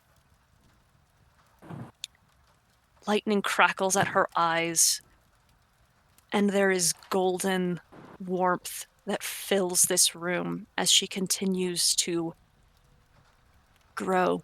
The dark ink of her tattoos filter this energy and cast rainbows across the entire room. And in her truest form, Oryx, you take your son. There is a path that you walk regularly that takes kobolds home to a world that is reprieve and is so akin to the home in the Grey Peaks that it is hard sometimes to tell the material from the heavenly. And for the first time in years, walking this path and guiding the weary souls of your kindred, you diverge and find yourselves in the oceans of Elysium, standing on the beach, waving with enthusiasm and emphatic energy that only the two most insane people you've ever met could possibly have are Lyra and Decker. So thrilled to see you at last.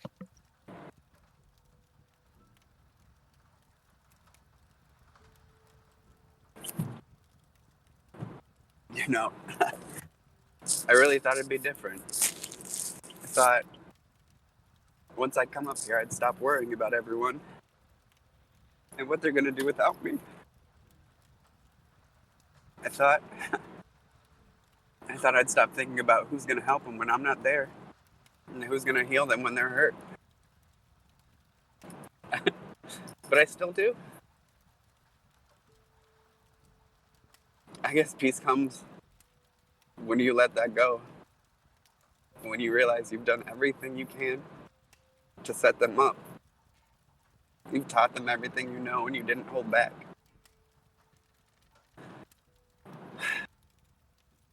So I guess that's what I gotta do. Well, If you ever sorry, go ahead. figure out how to do that, please let me know. I guess I have eternity to do that. I have a mother to apologize to profusely, and a father to get to know finally. So I think I'll go. He'll turn to Lyra and he'll smile, and he'll hold out his hand. He'll say, "Will you take me?"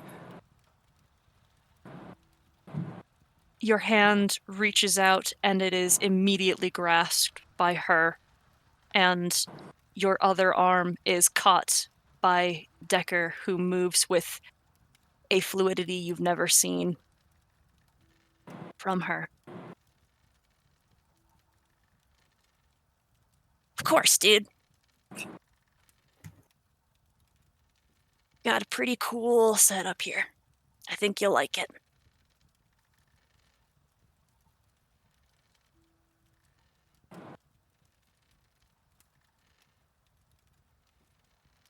I forgot to mention too.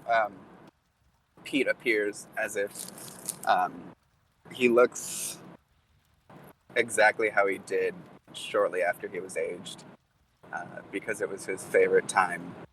Because people stopped asking if he belonged with the group.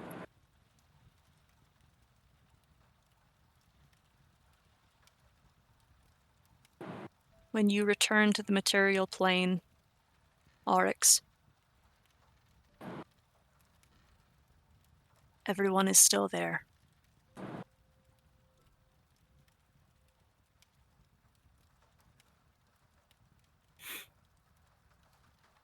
Misa comes beside you and holds your hand.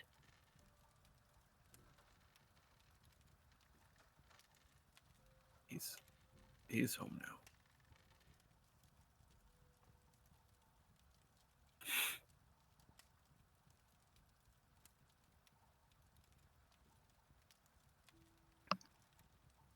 Thank you, everybody. Thanks for playing with me.